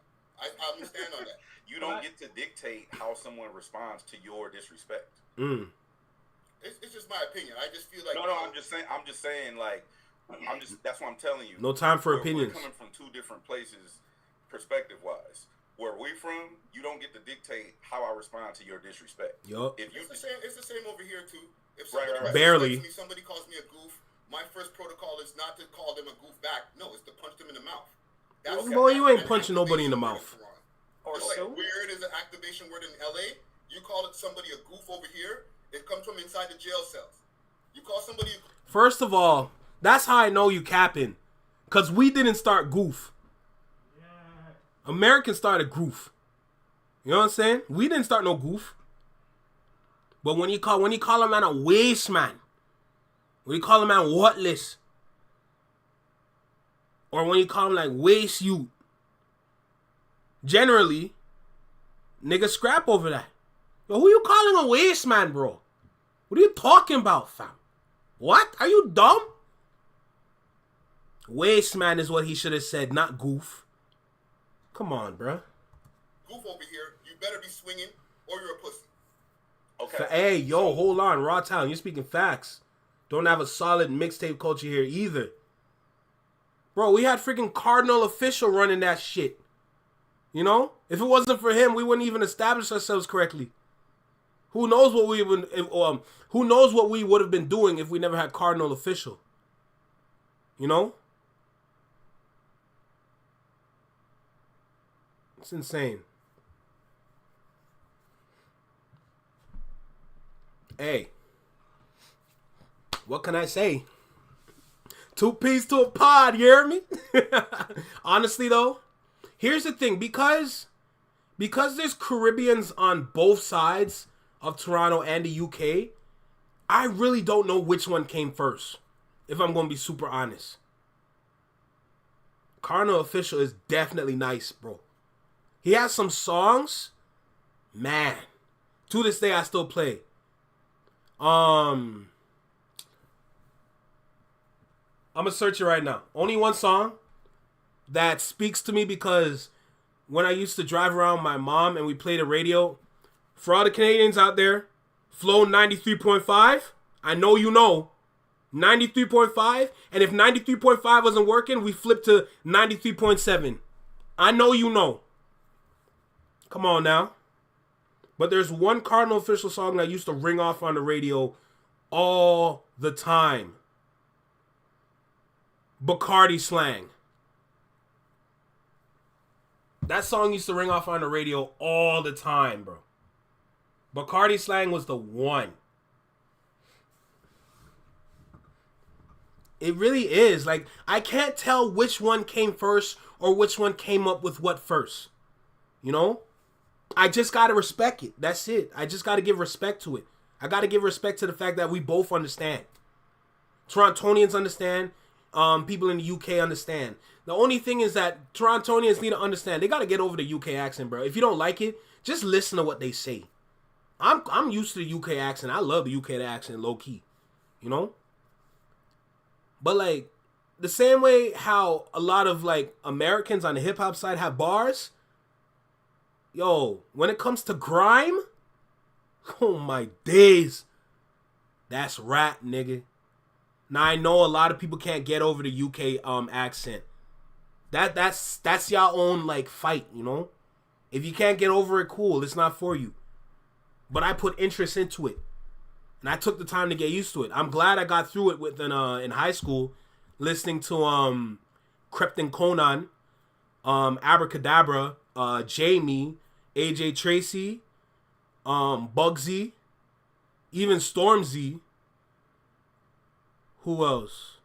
Those are names I can remember off the top of my head. But yeah, like I got used to those artists. And Dave, how am I forgetting Dave?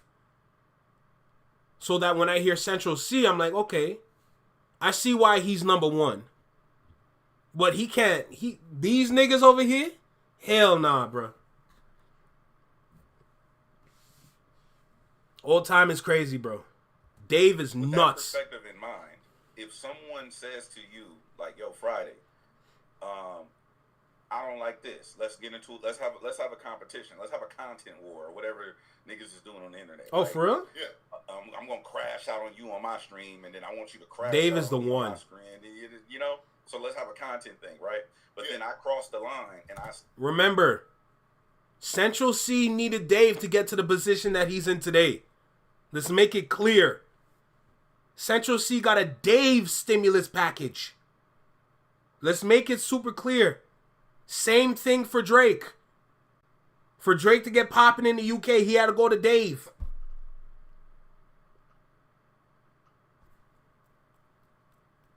I'm just saying. say something to you, right? Where I call you a goof on my stream.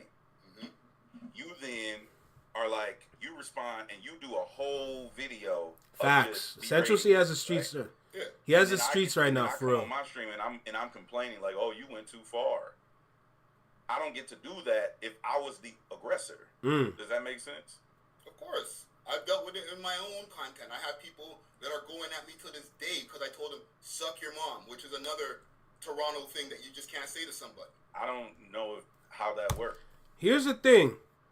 I heard suck your mom more in, I got you.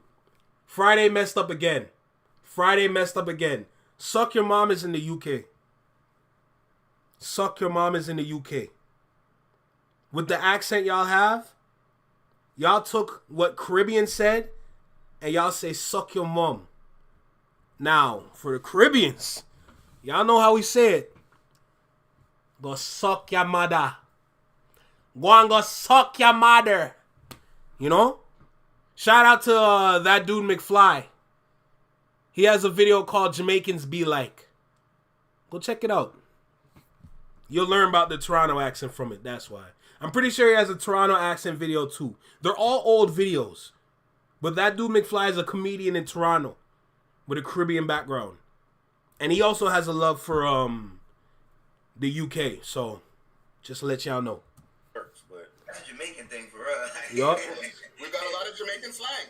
But I said it Yup. on a live stream. Absolutely, Queen. About another content creator over here. And to this day, he is never going to let it go. And guess what? I understand. But it's not like he's going to spend every living day making content about me. He made his content about me, and he kept it moving. But what I'm saying to you is, if he were to continue making content let me land. He wouldn't come up on Culture United, a big platform, and be like, oh, by the way, that Friday guy. Because now I'm renting space in his head. That's not. I'll say this, y'all. I think that, like... That's not what Kendrick's doing. Kendrick is not doing what Friday think he's doing. It's... Kendrick is doing what all rappers do. It's just that you need to understand Kendrick has more access. All Kendrick is doing is just rubbing it in Drake's face.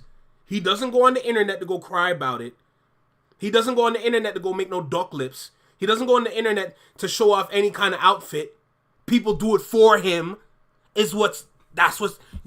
Bro, like, Kendrick is utilizing the media. Kendrick utilizes the media. Drake abuses the media. It's two different things we're talking about. Friday is on a whole complete planet. I'm here with everybody else here. Let's keep going.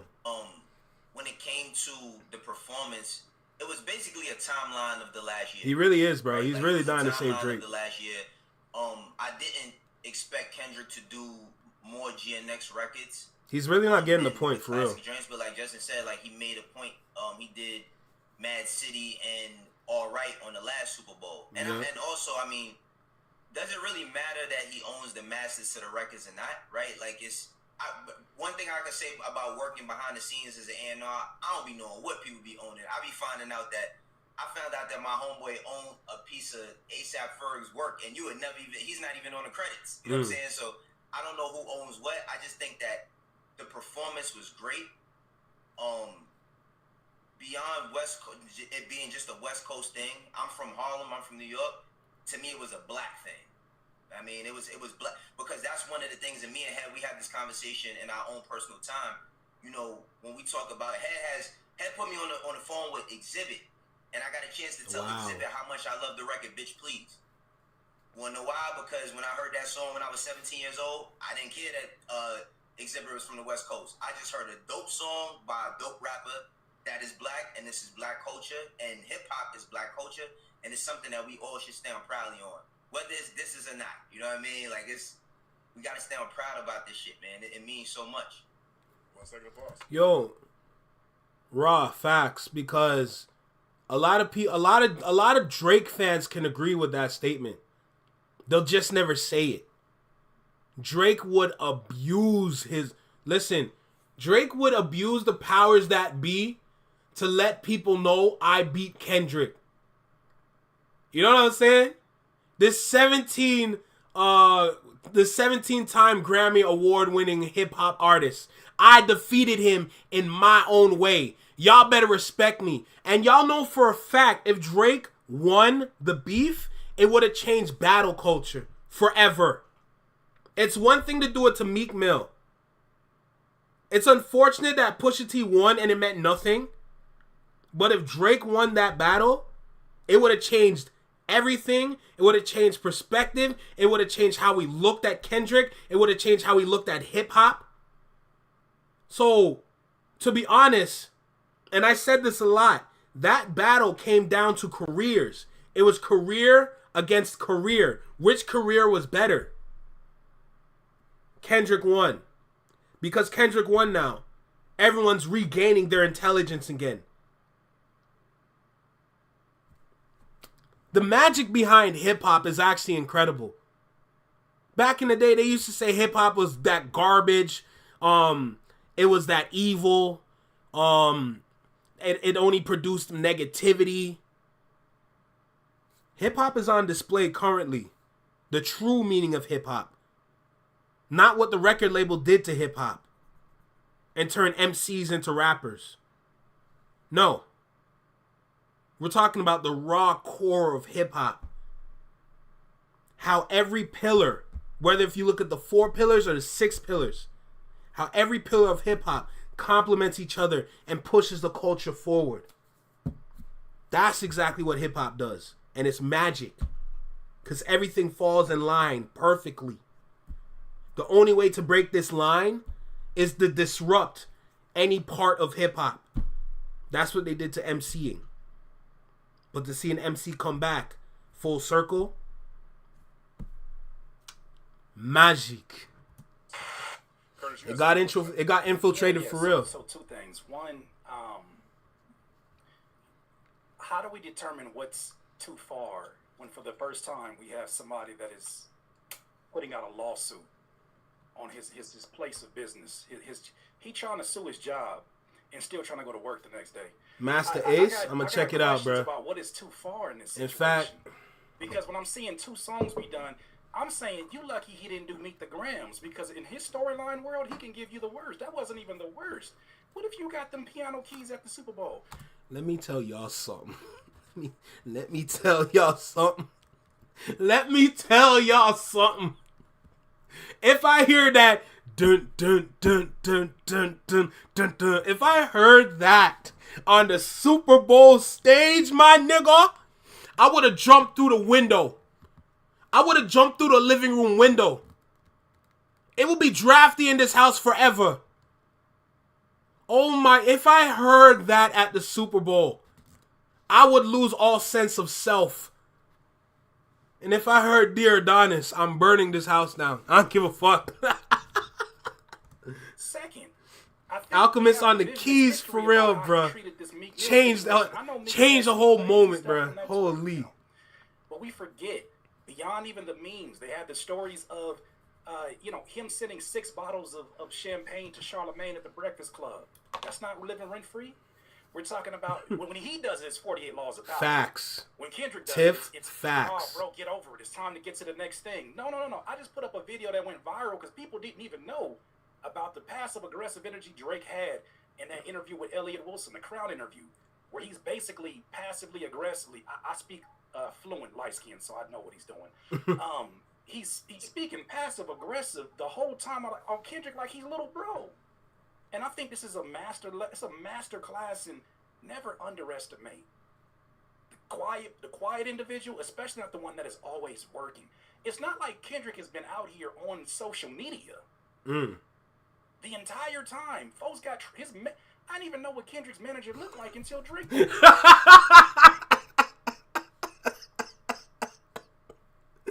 Yo, Quickie, don't kill me, bro. Yo, Quickie, don't kill me, my nigga.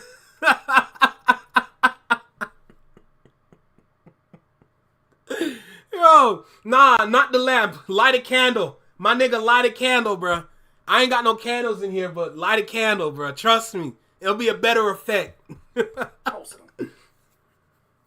Fluent light skin is definitely crazy. You want to talk about rent free? He's in Australia in them furry ass boots, sending shots to LeBron James. What are you doing? He just sent another shot to DeMar Rosen. To me, that seems more Bob. Yo, why is Drake beefing with LeBron? Why is Drake beefing with LeBron? I would love to know. Why is he trying to beef with LeBron for? And then to do what he did with DeMar DeRozan's jersey? Bro, why is he so pressed? My nigga, this is not high school. This is not high school.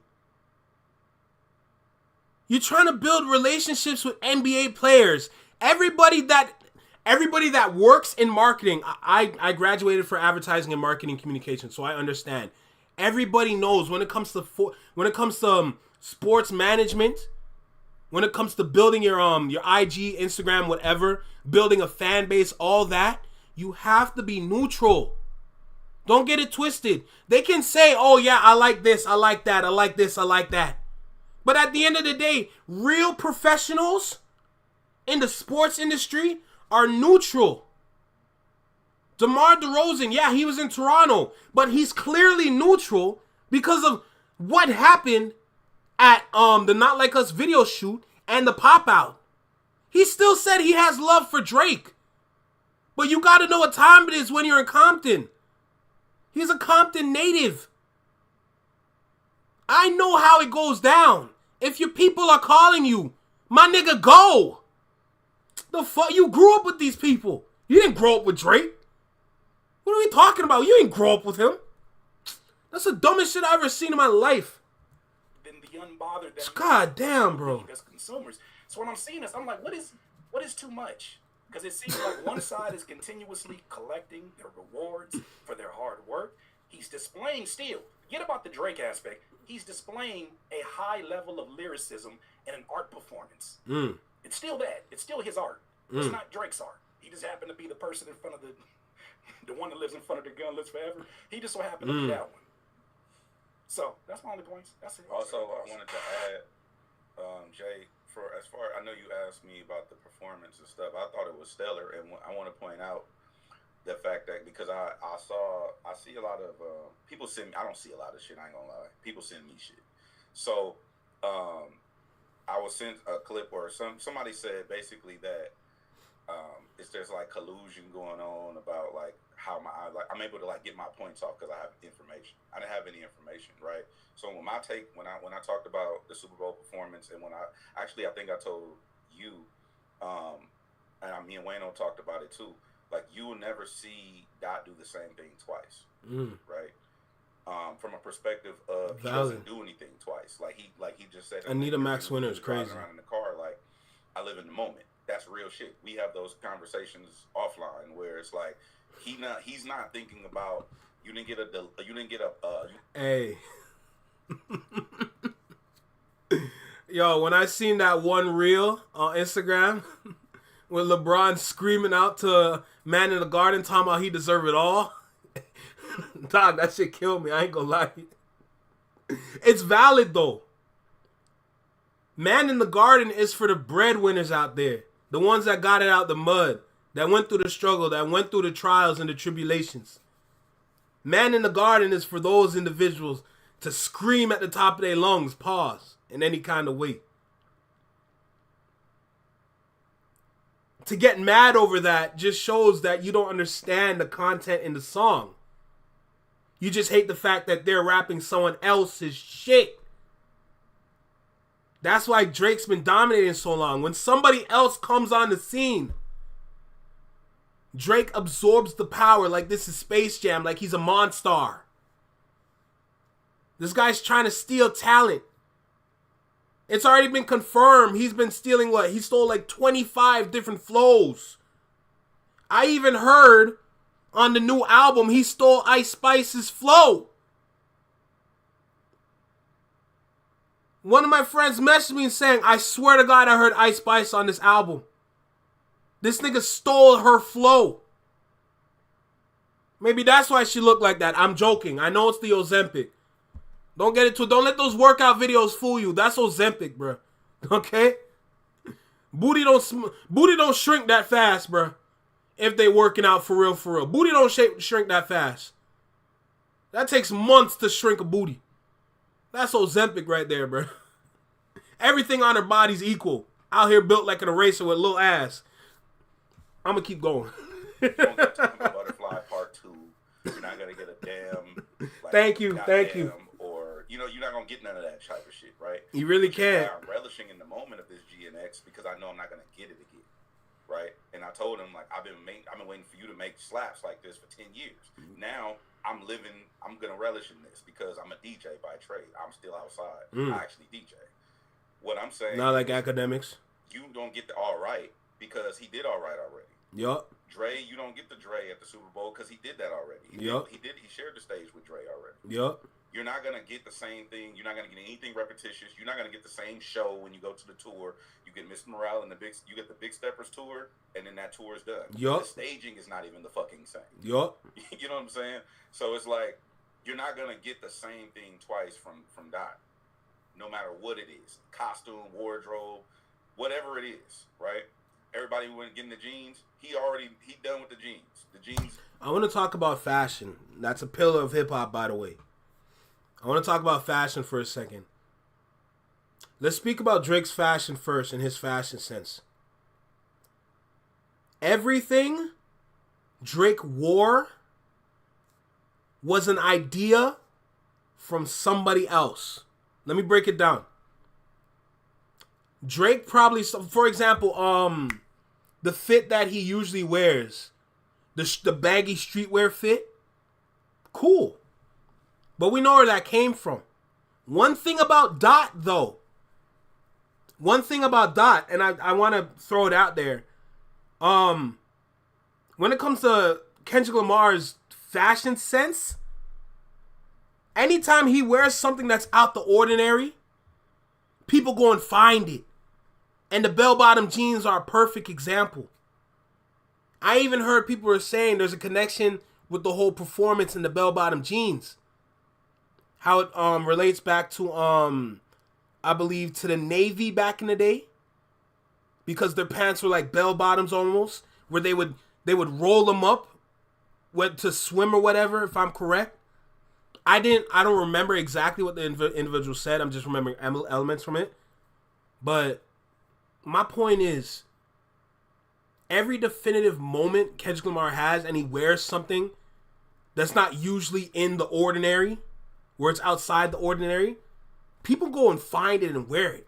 So when I hear people talk about the jeans, I'm like, yeah, that don't surprise me, because Kendrick Lamar has worn multiple shirts, multiple jackets that people going like, they going like on national manhunts to try and find jackets and shit that Kendrick Lamar got like from other brands, putting stock and value into other brands, mind you.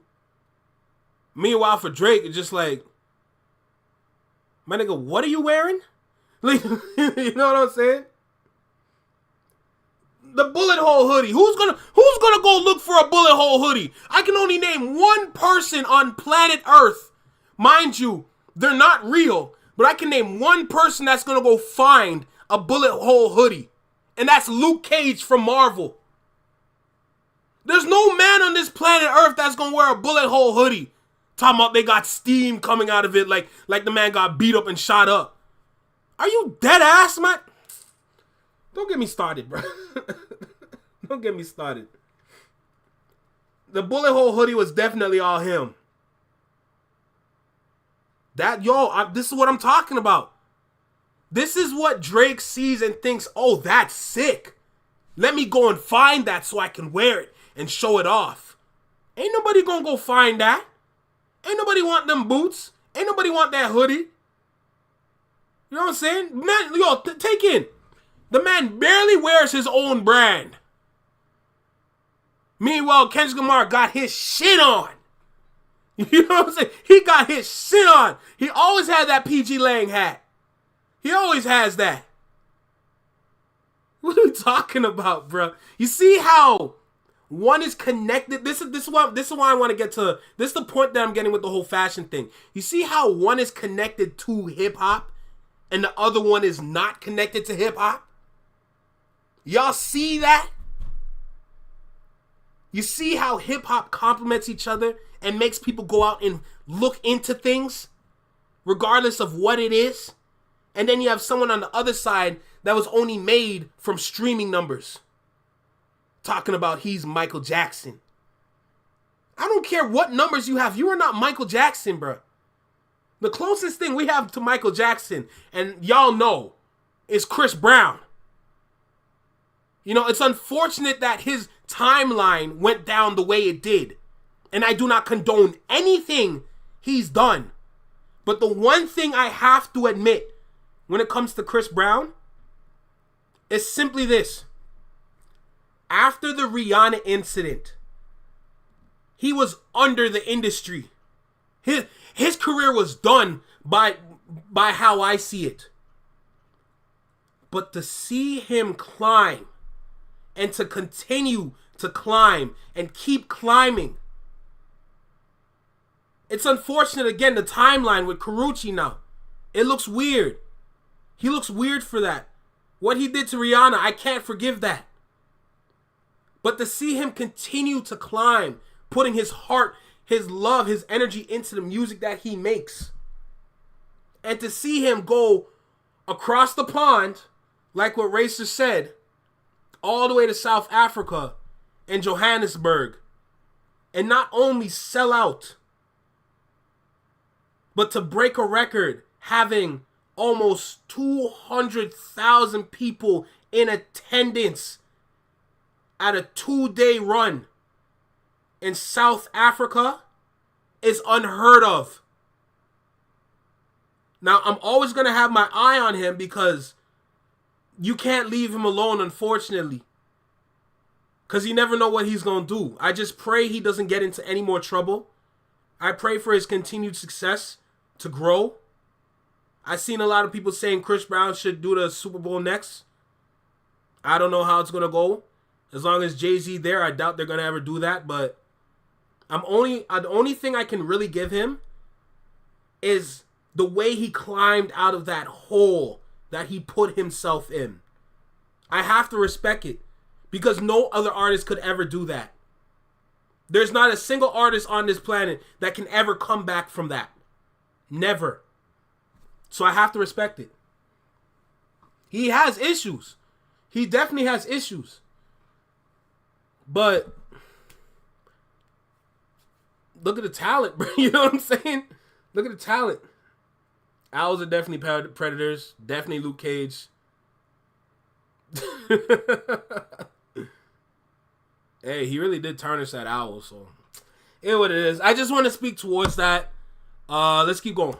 You know what I'm saying? Like, that's just how he is. So my thought process, the reason I'm saying this is because when I saw Justin, I actually saw your video, which you did a great job when you were talking about the Wall Street Journal piece. and Dave talked about their thought process in approaching the performance and the show. And it was spot on to what I said, which I hadn't talked to them about. I hadn't talked to Dave or Doc. I just know the homies. I know how they think, right? We're going to use this platform to make a statement. Yeah, we're going to get our shit off, but we're going to make a statement, right? And it's a black experience being put on for mainstream white America. Here's the black experience. This is my own personal thought. Again, not speaking for them. I think the visceral reaction that was had to the performance by people who don't understand it or are not from here is because they don't care to know our experience. I care to know y'all experience. He's absolutely right. A lot of people that don't understand what Kendrick did don't care for the experience that black people go through in America. It's true, you know? Well, that leads me to the next question I was going to ask, particularly for you and for Gina.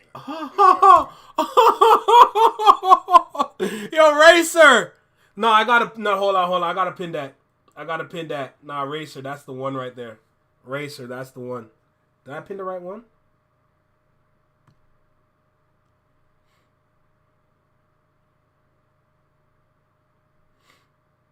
There we go. I gotta pin that. I gotta pin it. You know, I had a conversation with you. I gotta pin it. At the end of last year.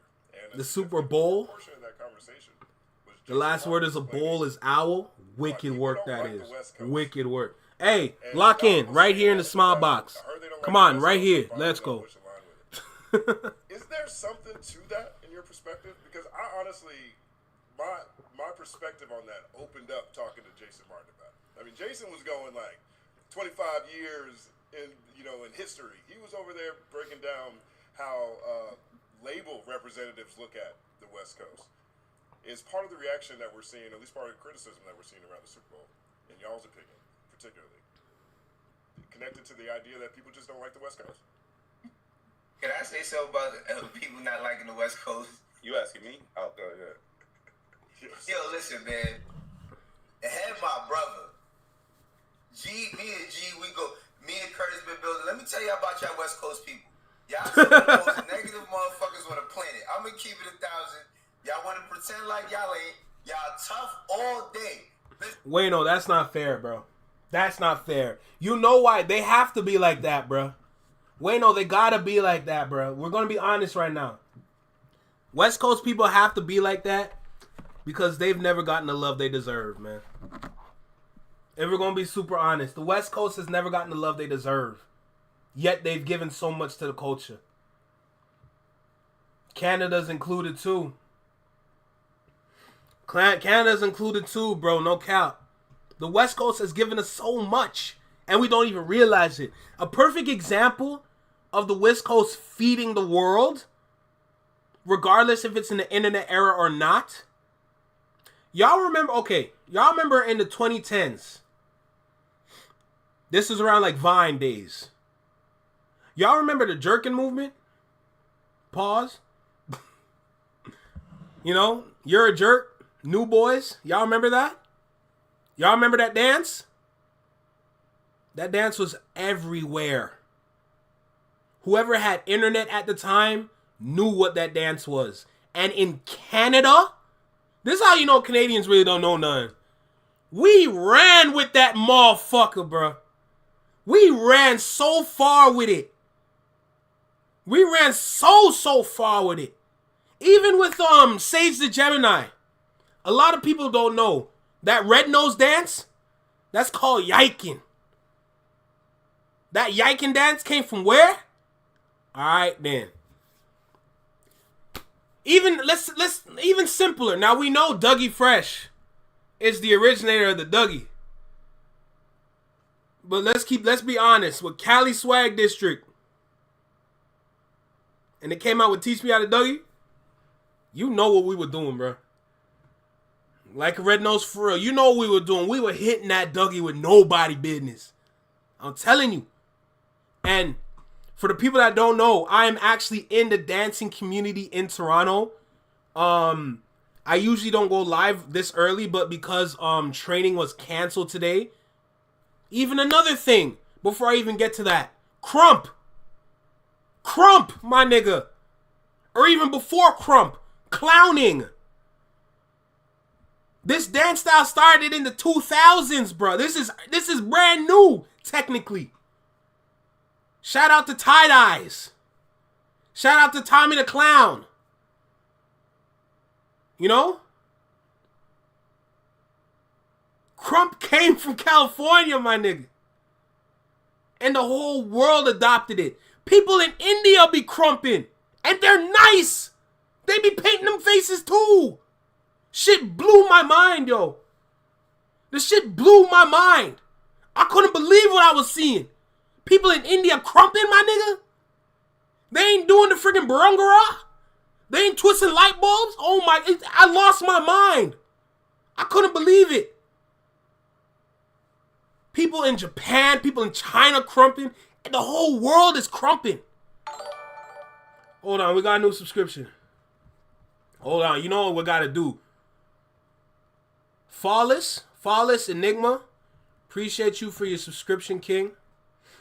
You know what we gotta do. Anytime I get a sub, I gotta shout it out. When I hear that bell go off, I gotta say something. I gotta let you know who you are and appreciate you. You know? But, yeah, nah. Bro, crumping was crazy in 07. Even, no, bro, hold on. The crumping DVDs, like those battle DVDs, I already know about Rise because I had I remember my brother and sister bring home the VHS tape for Rise. I already know about Rise. I grew up with Rise. But to see the other battle DVDs out there, bro, I lost my mind off this shit, bro. And here's the thing. I recently picked up Crump. I liked clowning and I tried clowning, but boy, that shit made me tired. Y'all need endurance for clowning, I'll tell you that much. But, excuse me, my other dance styles is waving, house, a little popping, hip hop, and then crump. Those are my 5 dance styles that I like to use. So for today, usually on Tuesdays, shout out to The Cave, shout out to Unity Charity, shout out to the Toronto Crump League, shout out to Rex, shout out to Knives, shout out to Rhino, shout out to OG. Like, those are the figureheads in the Crump community in Toronto. We had training today, but training was postponed for today. We usually have it on Tuesdays in Toronto. So that's why I'm here today with y'all. I don't usually go live like this at all. But I did promise that I wanted to go through this. So I'm just going to take the time and go through this, you know. But, yeah, I just got to speak to, like, how much the world has taken from California. And we don't even realize it. So, let's go back. I know what Wayno's going to talk about here, but let's go back. You know it. Yo, you need a dance video? I have some. I'm not going to lie. I have some, but they're all old. I have really old dance videos. I should probably make them as as shorts on my channel. But what's the time? The time is, it's almost 8 p.m. right now. Oh yeah, you're in the UK, so it's probably like super nighttime for you.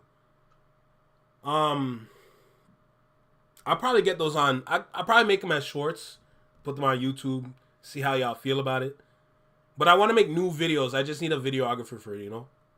I was making an observation, a pure observation of what I saw in front of me. Sugar free, tell me why you bullshit. I got you. I'm going to make a note right now.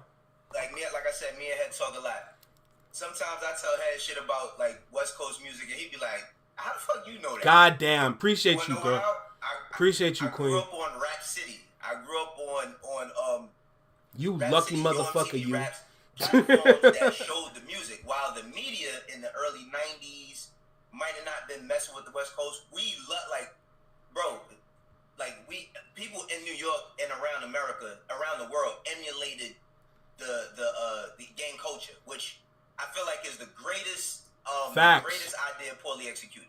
You feel me? Facts. But when you have people really claiming your neighborhoods doing things in light of y'all. People really love y'all, but y'all so tough, y'all don't know how to receive love. That's the But no, wait, no, hold on a second. We know why. No one's really, people's taking it and not really giving thanks to it. You know? No one's really shouting out like the figureheads in California.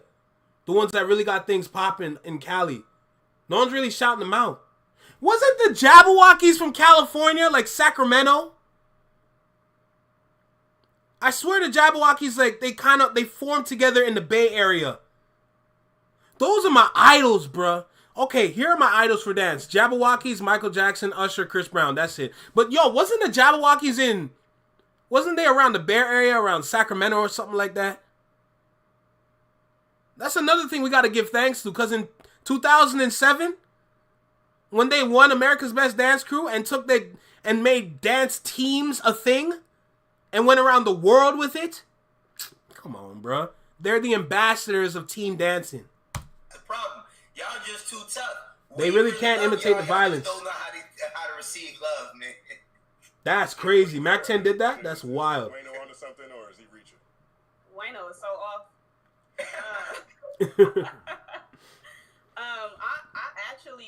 I am starting to learn that other regions don't like the West Coast. I had no clue.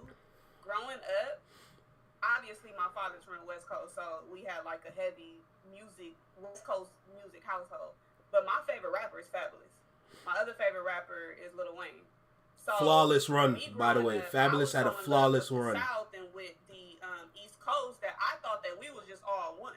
I've always thought the West Coast, especially on Coast features, was a myth until I got old enough to do my own research and things like that. But niggas don't like us. Niggas come out here and die. Like, you know, I can see why y'all don't like us.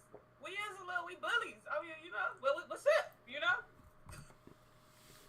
Aside from the Red Pill performance and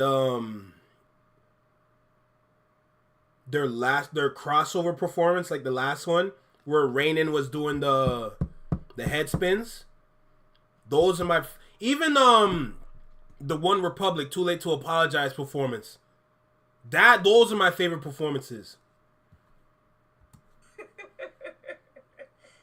I mean, yeah, he will, but, no doubt. You know, I think there's a through line between what Wayno's saying and what you're saying, right? You know, when you're young, you're growing up, you're watching Rap City, you're watching whatever you're watching, however you Rap City with Big Tigger. You're a fan of the artist, you think that's what it is.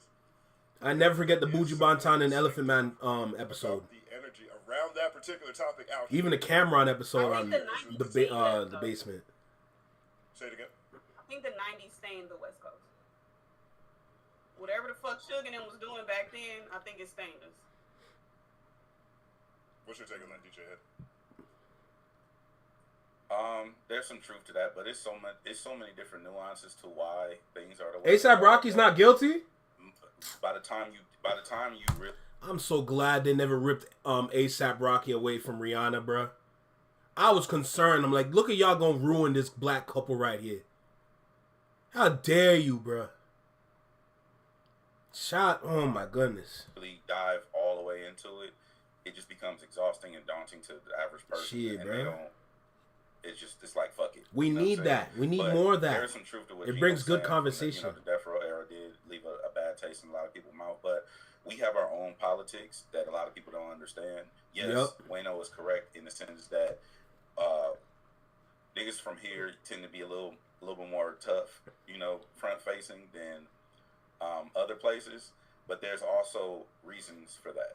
You know what I mean? As far as like, because you got to think for Wayno is correct, and I think LA gang culture has been something that's been globally adopted, but the origin of it, right? It doesn't really benefit from that. So it's just like how New Yorkers feel about hip hop, right? Oh, it started here, y'all. This, that, etc. Okay, cool. It did start in New York, right?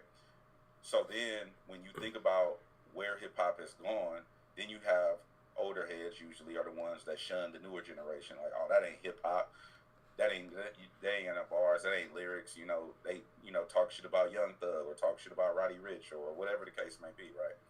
So when you peel back that layer, it's like the people who started the thing don't necessarily directly benefit from the thing as the people who are currently benefiting from the thing, which builds resentment, like anything else. So if I am a gang member, I'm a blood, and I'm in Harlem, and if I'm a blood in Harlem, but I'm a Crip in Harlem, and my hood is named after a hood in Los Angeles, right? But I'm the biggest thing. I'm one of the biggest things in the game. I'm doing these shows. I'm getting hundreds of thousands of dollars, millions, whatever. And then you got people who are actually on turf over here where the thing is. Naturally, there's going to be some resentment, not because people feel entitled. They do. But not just because they feel entitled to your accolade. Don't kill me. Not on her $1 billion watch. That's hilarious. True, though. True. Just saying. But they also feel like you're benefiting off the back of something that you're not necessarily in the core of it, right?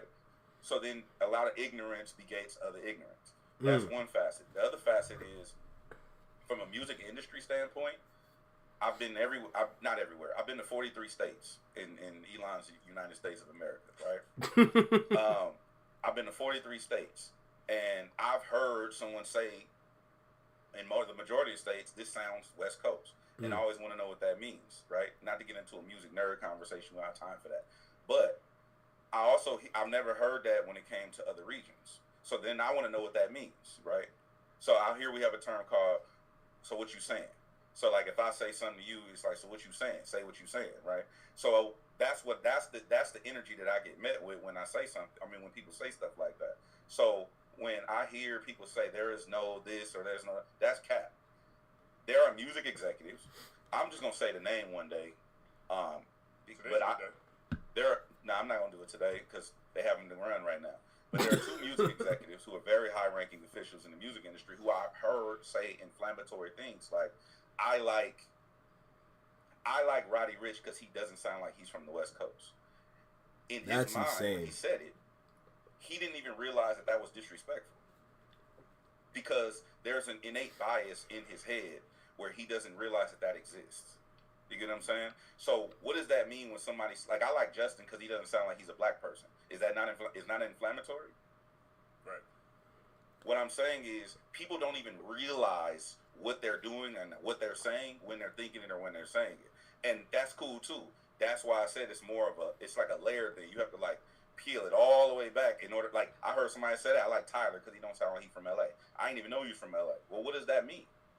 He don't look like an LA nigga. Well, what the fuck does that mean? What do you mean? He looks exactly like an LA nigga, bro. Y'all saw that freestyle that Tyler put out to was it Hey Now? Was the song called Hey Now? Oh, how am I forgetting? Hey Now, Say Now. Like that song, right? I forgot what Tyler called it, but like, yo, looks exactly like an LA nigga, down to the boots, bruh. Yeah, he really did, though. Holy. But hell yeah, what the fuck? Like, don't sit here and try to front like you don't know what that means, bro. No. I'm not saying I'm not saying I'm clueless, but what you're saying is, that's like me saying all Harlem niggas dress like Dipset. Is that true? At one point in time, actually. Yo.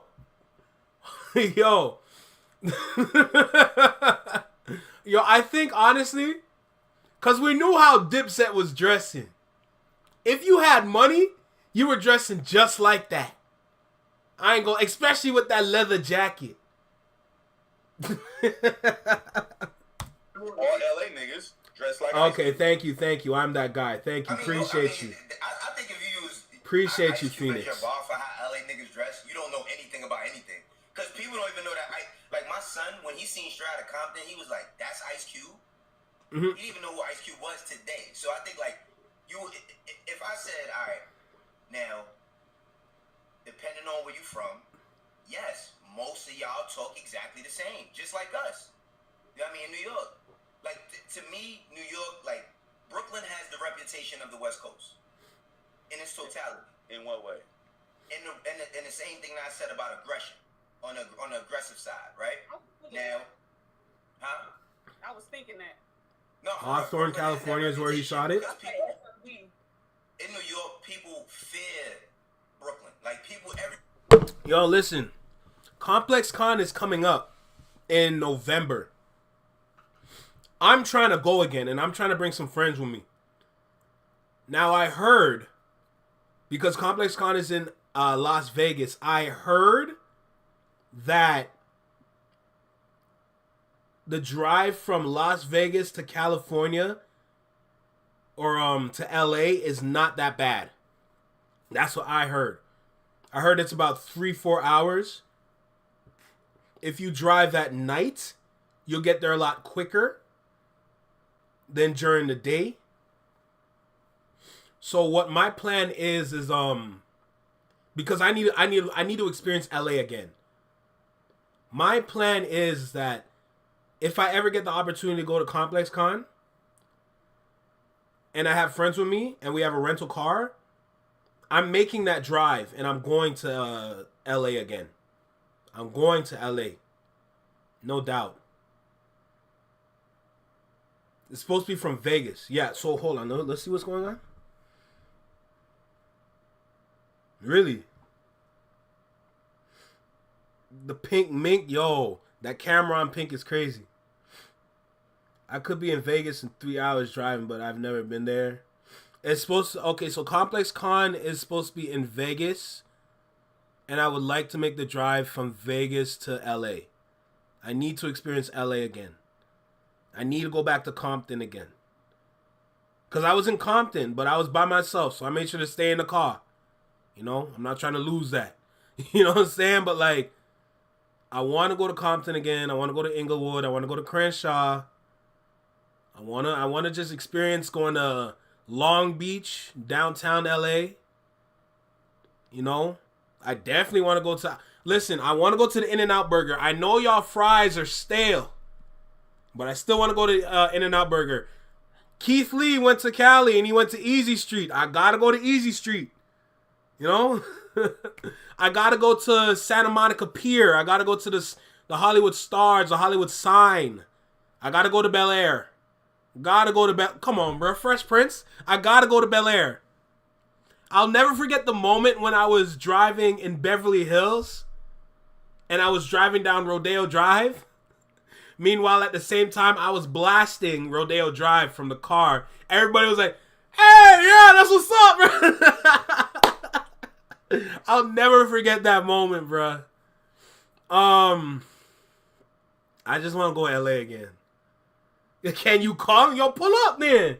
If you're going to Complex Con, pull up. Okay, how about this? Because I'm on YouTube now, and because, like, you know, y'all getting familiar with me a little bit and everything like that, I'm going to give updates towards the whole Complex Con trip. Because I feel like that'll be, like, the best opportunity to meet me and to meet some of the friends that I would bring with me and just vibe out and enjoy the time, you know? I think that'll be a good idea, to be honest, for anybody that's down. Yeah. I just really want to go to Complex Con again. I have a love and passion for fashion. Sorry, what did I say? I have a love and passion for fashion. Yeah, there we go. Unfortunately, if I was to post those videos where I'm watching fashion content, they probably wouldn't do well in views. But every now and then I watch a little something when it comes to streetwear. So, that's me. But like, yeah, nah. So yeah, I feel like I'll give y'all updates on the whole like Complex Con situation. Yeah. I feel like that'll be cool. I feel like that'll be really cool.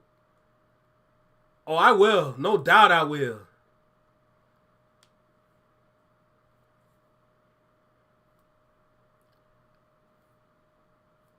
Oh, no way. Damn. Oh, okay, so here's the thing. I've had the fries, but I think my mistake was to have it as animal style fries. Here, they need to get rid of that sliced cheese, bro. They need some nacho cheese or something to put on them fries. If we're gonna be completely honest about In-N-Out fries. Cause I love y'all burgers, bro. Yo, when I say I had so I had a 2x2, right? The double. Yo, I ain't gonna lie to you, bro. Yo, y'all burgers wash McDonald's here. Y'all burgers wash the McDonald's here. Our McDonald's compared to In-N-Out burgers are trash, bro. I'll never forget that time when I took that first bite in the In-N-Out burger and I had to sit back. I'm like, what did I just eat? What is this? I don't know if it's the chemicals or the meat products in this burger, but this shit fire. You know what I'm saying? And then I went to the secret menu shit. I had some secret menu. I had the one on the tomatoes and the one on the onions. God damn, bro. God damn. McDonald's food really ain't it. But next time, now I know, next time, make sure to get it well done. I got you. Thank you. I like that tip. Everywhere people fear Brooklyn. I think that, yes, Gina's right in the sense of the 90s. I just want to go to LA again, bro. But then also, it's not just the 90s. Pop Smoke just went out there a couple years ago and passed away. PNB Rock just went out there a couple years ago and passed away. And while that has nothing to do directly with Roscoe's took these brothers' lives, right? But they went Yo, somewhere and they didn't come back. I don't want to stop the video again, but that Napoleon shake, bro. Because of course I don't want any West Coast artist to go anywhere and lose their life, but that's never happened. You know what I'm saying? And then also, whenever somebody screw it, nah, cause I heard everyone like, yo, get the animal style. I got the animal style. I'm like, yo, I picked up a fry, and about seven of his cousins just came along with the ride. I'm like, my nigga, I just wanted one. So y'all need some nacho cheese or something, bro. Cause that sliced cheese you putting Kraft single slices on the fries, hell nah, bro. That nacho cheese will make that shit slap. Season the cheese a little bit, you know? Put a little spice to that. Let's not act like that'll be tough. I know y'all agree. Or LA is not used as a weapon. As soon as somebody say they don't agree with something, they say, don't come to LA. That's the first thing they say. If a nigga say, yo, I just don't be fucking with what y'all be fucking with, don't come to LA then. I can't experience Roscoe's chicken and waffles because we don't agree with one another. Like, no. He ain't wrong. Hold on. Come on, Kurt. I'm ready. You know, I'm a big fan of what you do and all that, but you hurt my feelings today, bro. I can't believe the first time I went to Brooklyn with Merz, that was a really West Coast experience. Somebody passed us that we didn't know, and he said, niggas still wear Jordans out here, B? And I said, Merz, do you know him? He said, no, that's just how it is. Yo, I just remember y'all had... That's the difference. Oh, that's the difference. You don't say that in California. I don't know you. I just remember y'all had Kinjas. So the same way y'all had the Jabberwockies, y'all have Kinjas too, the dance crew. And Kinjas are amazing. They got their own noodles in Costco. Especially me as an artist. Man, come on. I've had these conversations at Kinjas is fine. Over the duration of my career as an artist.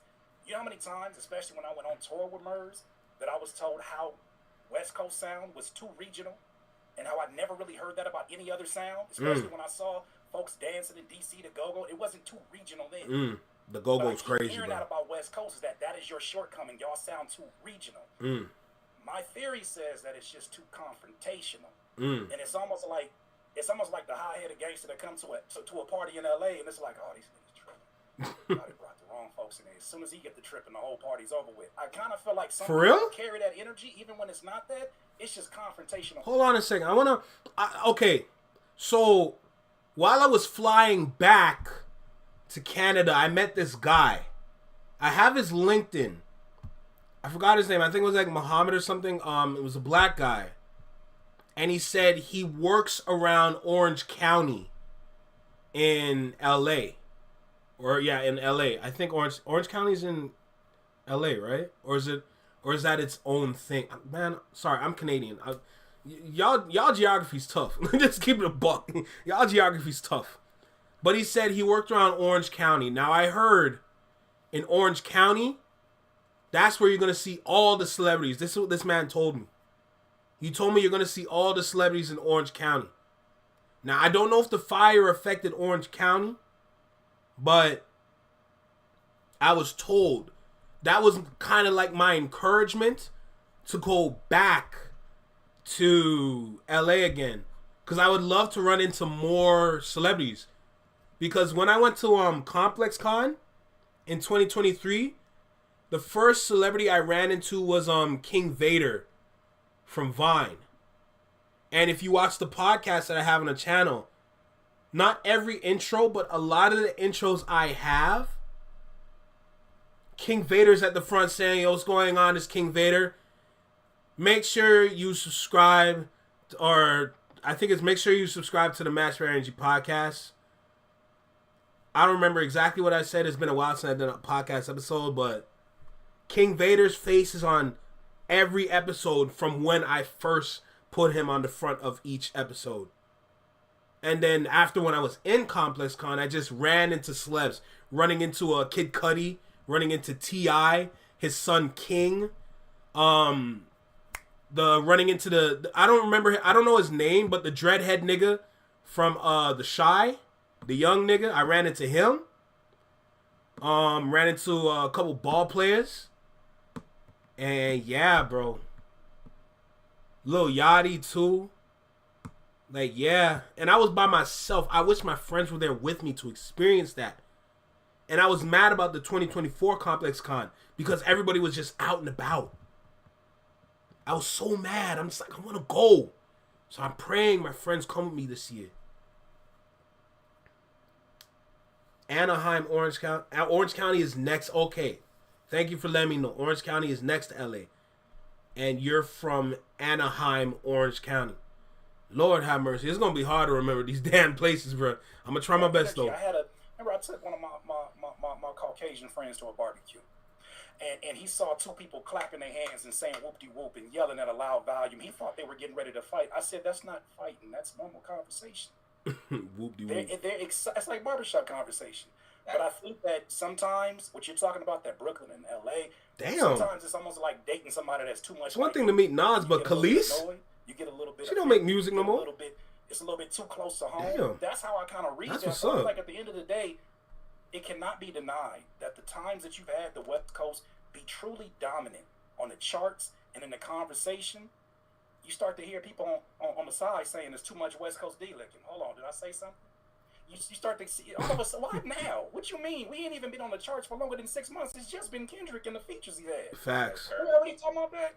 I'm Can sorry. I'm gonna push back a little I bit. couldn't understand that. Go ahead. These are my thoughts. Go I'm ahead. gonna push back a little bit and say it's not because we're too aggressive. The thing, the caveat to our shit that people overlook all the time is that it's completely unmenacing. We will say the most disrespectful, inflammatory shit and be having a great time doing it. This is true. That's unique to us. Hey, Is it? hey, Friday. What up? What's my favorite word? I don't know, bitch.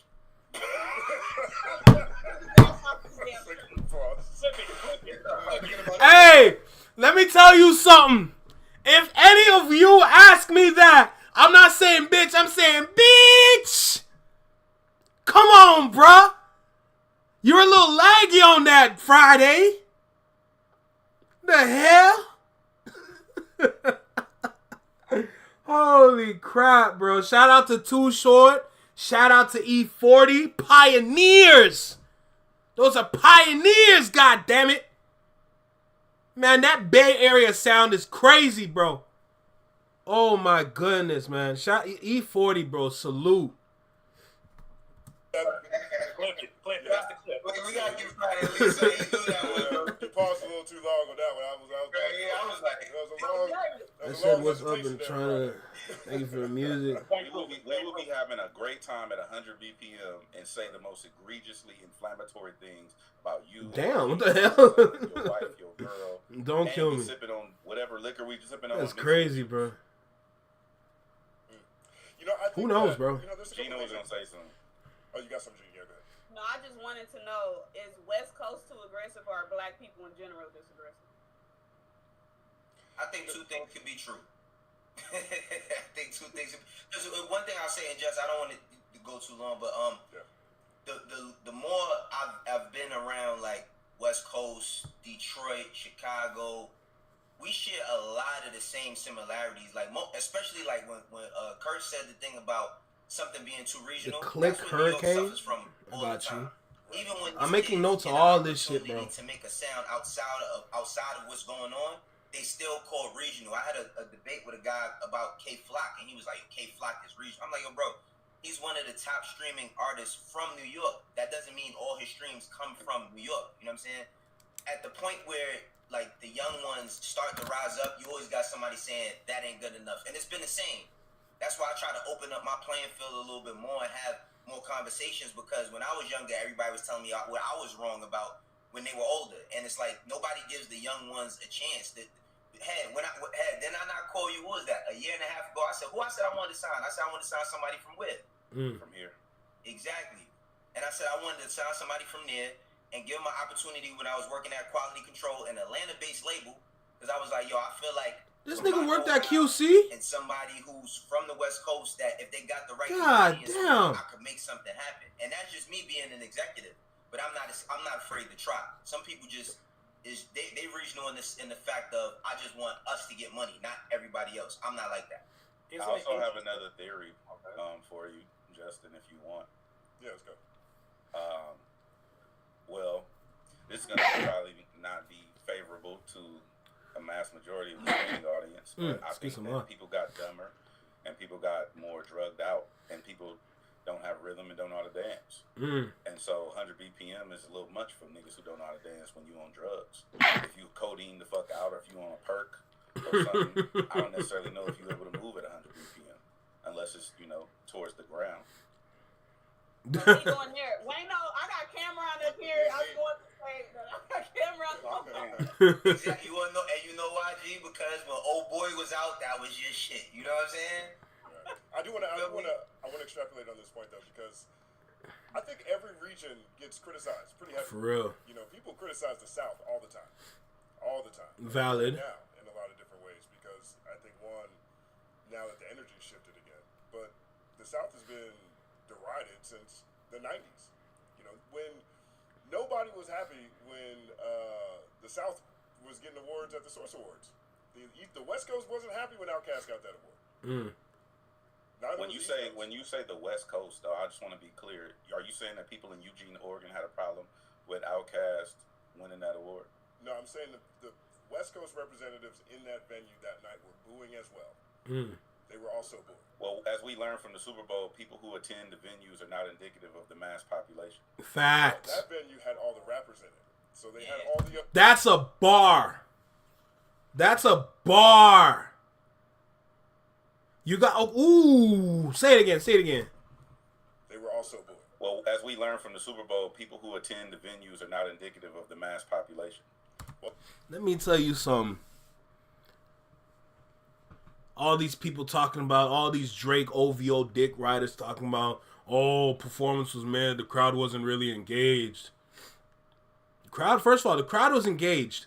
From the videos that y'all saw from different stories of the crowd not being engaged, y'all need to remember at the same time, Super Bowl tickets are not cheap. So you're getting a completely different tax bracket sitting and listening to Kendrick Lamar and an individual they probably don't want to hear from at all. Is that understandable? Is that like... No.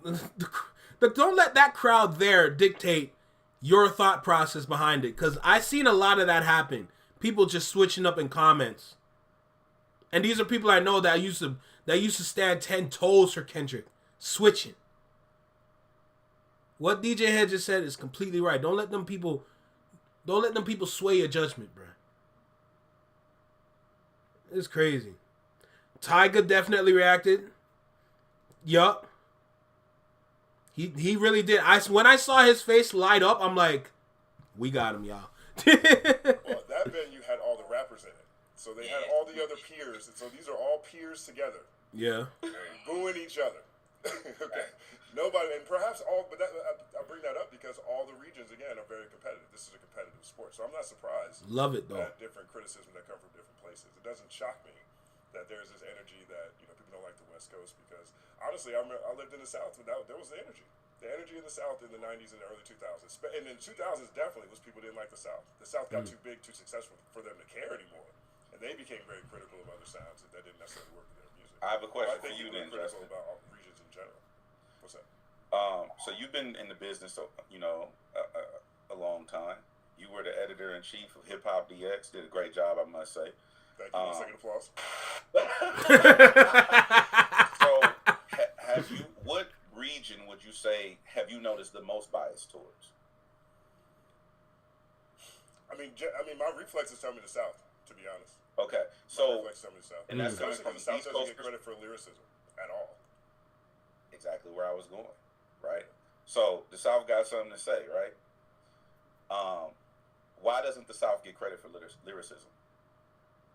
I think that there's more cities and regions in the South that emphasize dancing over lyricism in the traditional sense. I also think that for a long period of time, it was really just the accents. Valid. If you're in the '90s and you're hearing West Coast accents and you're hearing New York accents, and then all of a sudden you got some drawl showing up, a lot of times that puts people off. Yeah, I'm gonna go ahead and mute for sure. I was gonna say the South goes through the same shit that UK going through right now. I think. You know what I'm saying, like, for real, because like it's I don't know why this conversation brought up this artist, but to add to the whole UK portion of what I was talking about, different artists.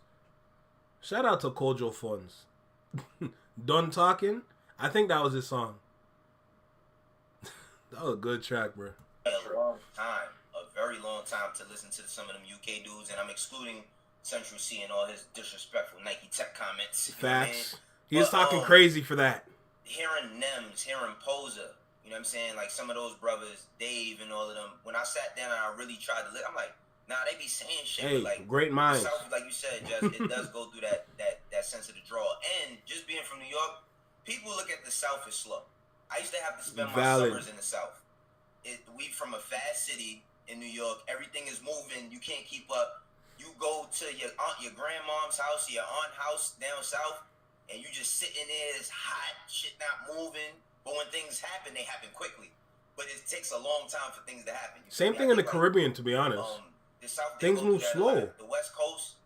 See, I can't. I don't know. Everything y'all can say about the West Coast that don't get credit, I could give you a counterpoint why it does. And you know I can have, like, you know I can get that pause. You know I can get that. You know what I mean? I'm not mad at that. I think you're right. I think it does. So the reason why I'm mute up is because I actually agree with you, Jay. As far as I think it's the accent, I think it's the draw, I think it's all of that. Like, they get looked at as country bumpkins. They can't rhyme. They can't do that. And then boom, you get a couple of spitters, and it's like, yo, what the fuck is going on? Like, I remember people not taking Lil Wayne serious, until the Carter really damn near Squad Up mixtapes. Like, Squad Up mixtapes, like, oh, okay, Wayne can rap, but it wasn't until like. All right, when the next question comes, we're gonna fast forward a little bit because I know for a fact from where they are right now, this whole convo ends around the 1 hour and 40 mark. Then they switch over to Kanye. The Carter started dropping when people started. So we're gonna do a little fast forward. You know what I mean? Just for timing wise, and then we're gonna get to it. To Wayno's point, I still am struggling with the UK thing. So that was my point too, as far as when something gets introduced to the ecosystem and we're trying to consume it on a mass scale, I think it is a learning curve because it's like, well, what are they talking about? You know what I mean? Like Central C is talking about things on his album that are kind of wow. You know what I'm saying? The Nike thing was interesting, but that was insane, bro. How you gonna say that? Rappers who I've listened to, and I can't get through a whole project because I just simply can't relate. Meaning, not because what the subject matter, but I'm trying to. It's taking a lot of mental resources for me to understand what they're saying and how they're saying it, the slang, the lingo, which, to be honest with you, took a long time for me to get with a lot of different people. E40, I wasn't an E40 fan growing up because I couldn't understand what the fuck he was talking about. You know what I'm saying? Same thing with Ab Soul. This is documented. Curtis will tell you, I didn't like Ab Soul for a long ass time. I didn't know what the fuck he was talking about. We from the same hood. You know what I'm saying? Like, I didn't know what he was saying. So it was completely going over my head, which I think in black hip hop culture, that happens a lot. Yeah. You know what I'm saying? Which is why I think it's important, and I've been saying this, having this conversation ad nauseum for the last 15 years, which Curtis will tell you, is tempo is so important. not because I'm a DJ and not because I want it to be West Coast. It's just a lot. It's just a thing that allows me to participate in the music and get a rhythm going where I can absorb it in a passive way, and I don't have to sit there and with headphones on and struggle to figure out what the fuck is going on. What he's explaining also applies to the dancers, because it's not the beat that really carries us, it's the tempo. Because when you dance, that tempo that you keep is your main source to your performance. You can speed up a tempo, you can slow down a tempo. You can use your tempo to find different pockets to stop. Because one thing dancers don't really do anymore is kill beats. Why you want to kill the beat, you know? A lot of the older dancers are saying you don't need to kill beats. You don't need a beat kill everything. You don't need to hit every beat. Sometimes you can flow to the next beat and just ride the wave. Use the tempo to ride the wave. So what he's saying applies to, it applies to dancers too, no doubt. I just love this panel. Like, I ain't gonna lie to you. I want to shift gears real quick. Friday, go ahead and jump in. I know you've been quiet for a second. Yo, I just want to add something Coast as far as Contra. Because I know Toronto is kind of going through the same thing as the UK as well, right? You know. Listen, okay, I'm glad Friday's speaking again, because listen to this bullshit. Hold on. Listen to this bullshit. And having his finger up. I want to add too. Listen to this. Friday, go ahead and jump in. I know you've been quiet for a second. I just want to add something as far as even with the accents and stuff, because I know Toronto is kind of going through the same thing as the UK as well, right? You know, a lot of people haven't really tapped into the whole Toronto scene yet, and there's a lot of talented artists out here. And the only artist who's been able to really break through on an international scale is Drake, because he doesn't sound like a quote-unquote Toronto man or Toronto. He doesn't have the Toronto thing in his accent in all his songs. Obviously, he does a whole bunch of different accents and things like that, which, you know, he gets backlash for. But also, that also helped him to be able to break through, because a lot of people are not trying to hear a lot of Toronto guys on a grand scale. Nobody wants to hear none of these Toronto guys because they sound nasally and slow. I'm so glad I did not grow up in that Toronto scene like that. I was in Toronto, no doubt, but I never really grew up emulating that accent. Me personally, anytime I hear that accent, and 75% of Canada can agree, that accent makes us sound slow. That accent is terrible. I lose brain cells when I hear these Toronto mans use that accent. And I'm not even trying to like disrespect the accent, because, you know, that's us, unfortunately. But, bro, we need something better. Like, we need to go back to the Caribbean shit, man. Go back to like the early 2000s or like mid 2010s, when we were using more Caribbean slang with the Toronto like lingo than just the straight Toronto lingo today. Because it does not sound good at all. Jesus God. I want to give an example, but I don't want to at the same time. I sound ridiculous when I use it, bro. Oh my goodness, man.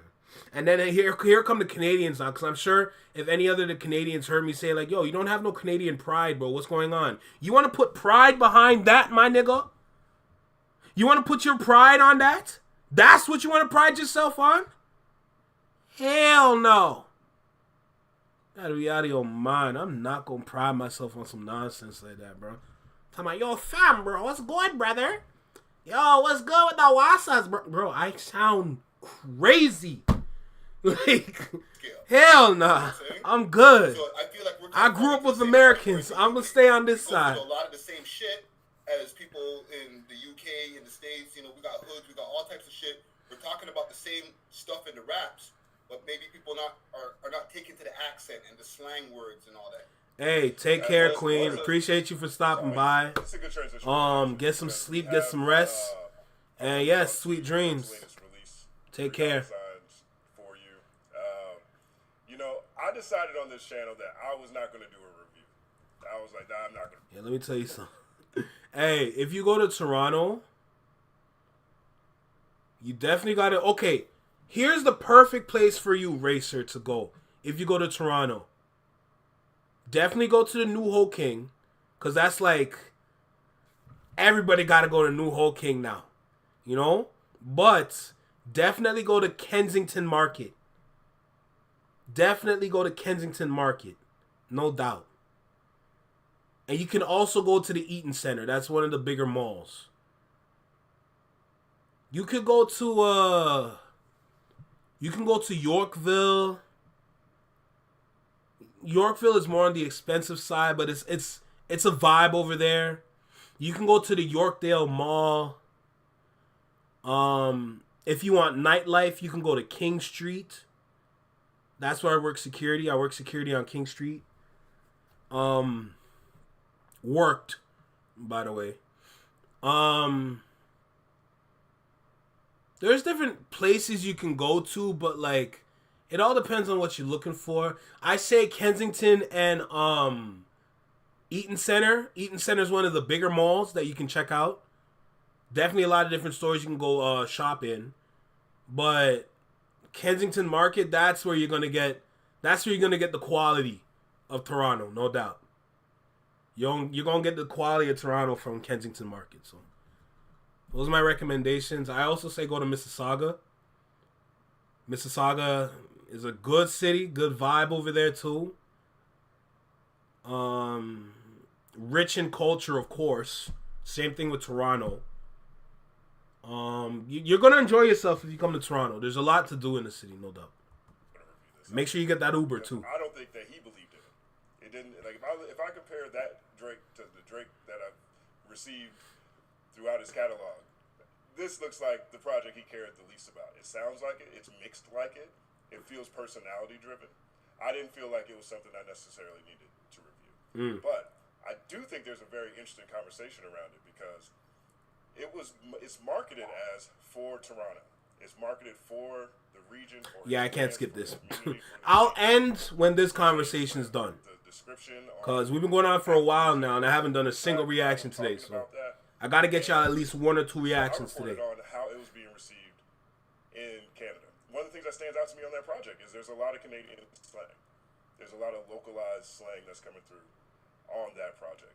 And in the context of this battle, look at DJ Head. Continue to pull at the, we like Drake with the melodies, we don't like Drake when he acts up. Well, here's Drake with the melodies, right? But I think this is another example, much like Wagwan Delilah, that here's him doing something for his regional sound. He's doing something for his bass, which was something he wasn't able to weaponize in this Shakespearean shakedown.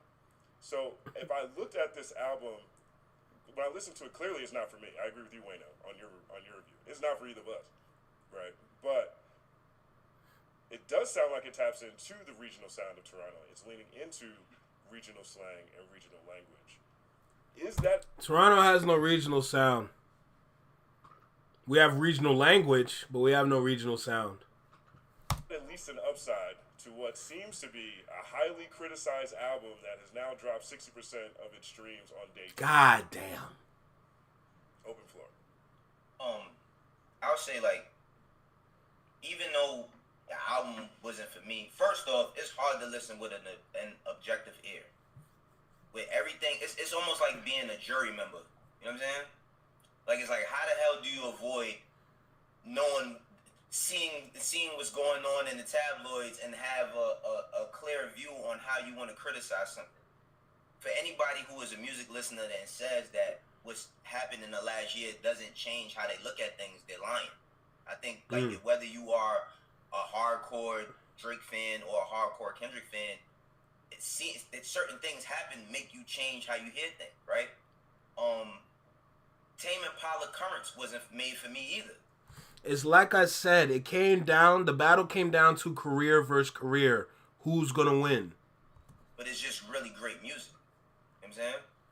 Listening to this album, I'm a fan of Party Next Door. Me and my daughter, like Party Next Door. Break from Toronto is his best song. We love that drink, you know what I'm saying? Listen to it when you ride and whatever. I just think that the music is just not that good.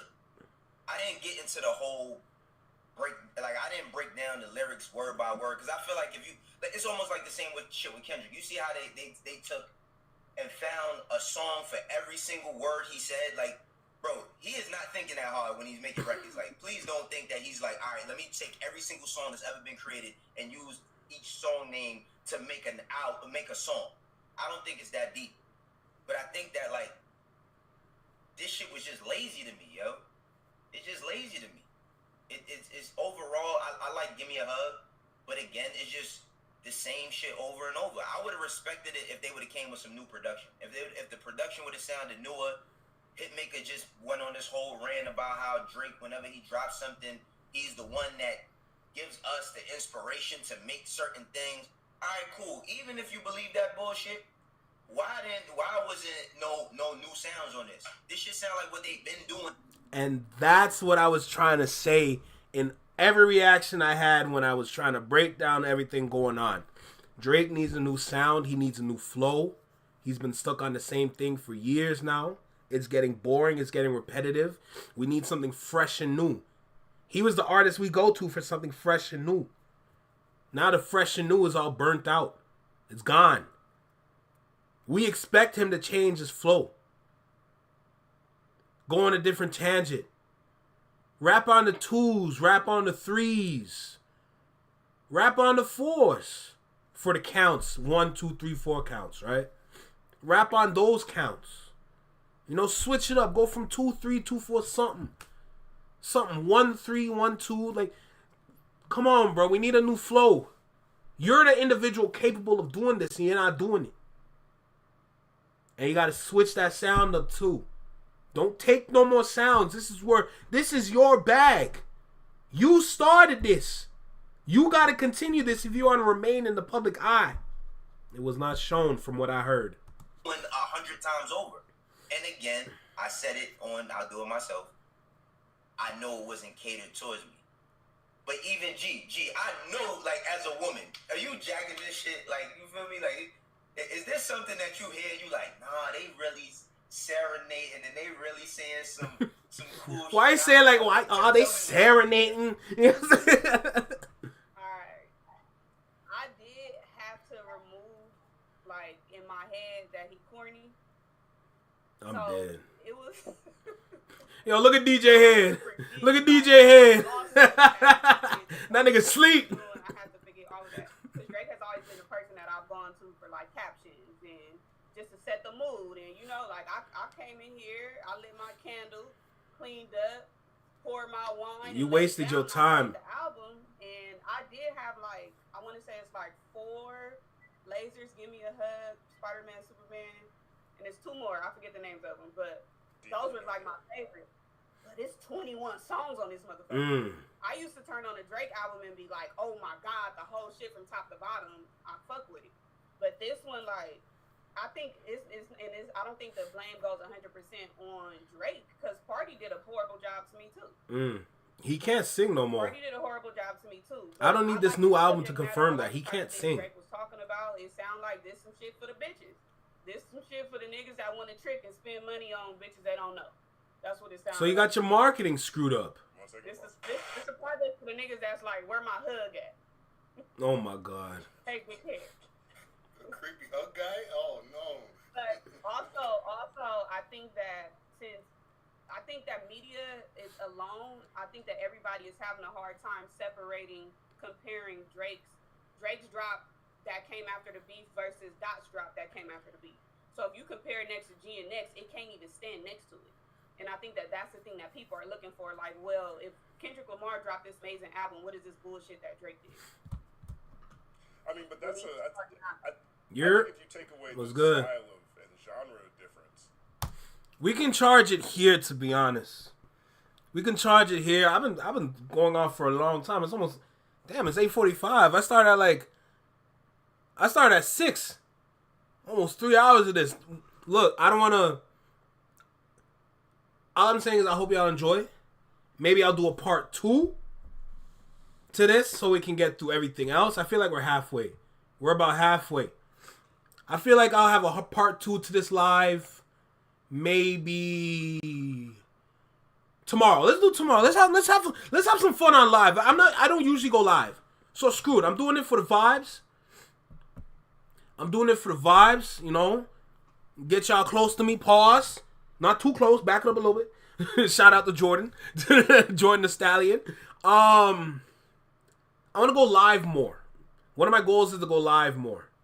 You know, so yeah, we'll do another one doing a part 2 to this one. Because I definitely want to go through the whole thing. So I'm glad I never skipped anything today. I'm happy I didn't do that. I'm sitting here giving my own thoughts. I wanted to analyze and evaluate this. You know? So I'm glad I'm having the opportunity to do this. I got class tomorrow. For Crump. So I want to do the live early. Maybe get 1 or 2 reactions out afterwards. Head to class. Cause definitely gonna do that. If anything, I'll make a short just on the class experience. You know? Just to show y'all what's good and what we doing. So yes, so that's another thing. The lives help my algorithm. So I definitely want to get myself deeper into the algorithm. So definitely going live. I want to be here. I want y'all to see me. Yo, right here in the small box. You know what I'm saying?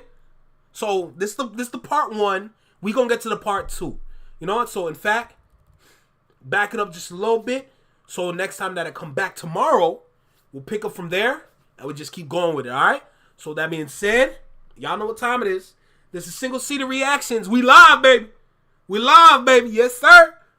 Only on the Flexing Mind Network. Take care. Be well. Be safe. Stay true. Be you. Live long and long live. Peace, y'all. Yes, sir. Man, I just love just expressing my energy and shit. Like, you know? I'm here to vibe, bro. Take care. Be well, be safe. This isn't Twitch, unfortunately. I can't play no music. I usually have an outro song. But I leave that for Twitch. But I gotta get live on Twitch too, so you know what I'm saying? But yes. For anybody that plays Destiny, I'll be on Destiny. I'm gonna get some dinner, get some food in my system, get some nice fruits and vegetables in my system, and get a couple reactions done, play some Destiny, and get a workout in. You hear me? Take care, be safe, stay healthy, stay true, drink your water. That shit won't hurt. And enjoy your day, enjoy your night, enjoy your afternoon, wherever you from, wherever you watching this.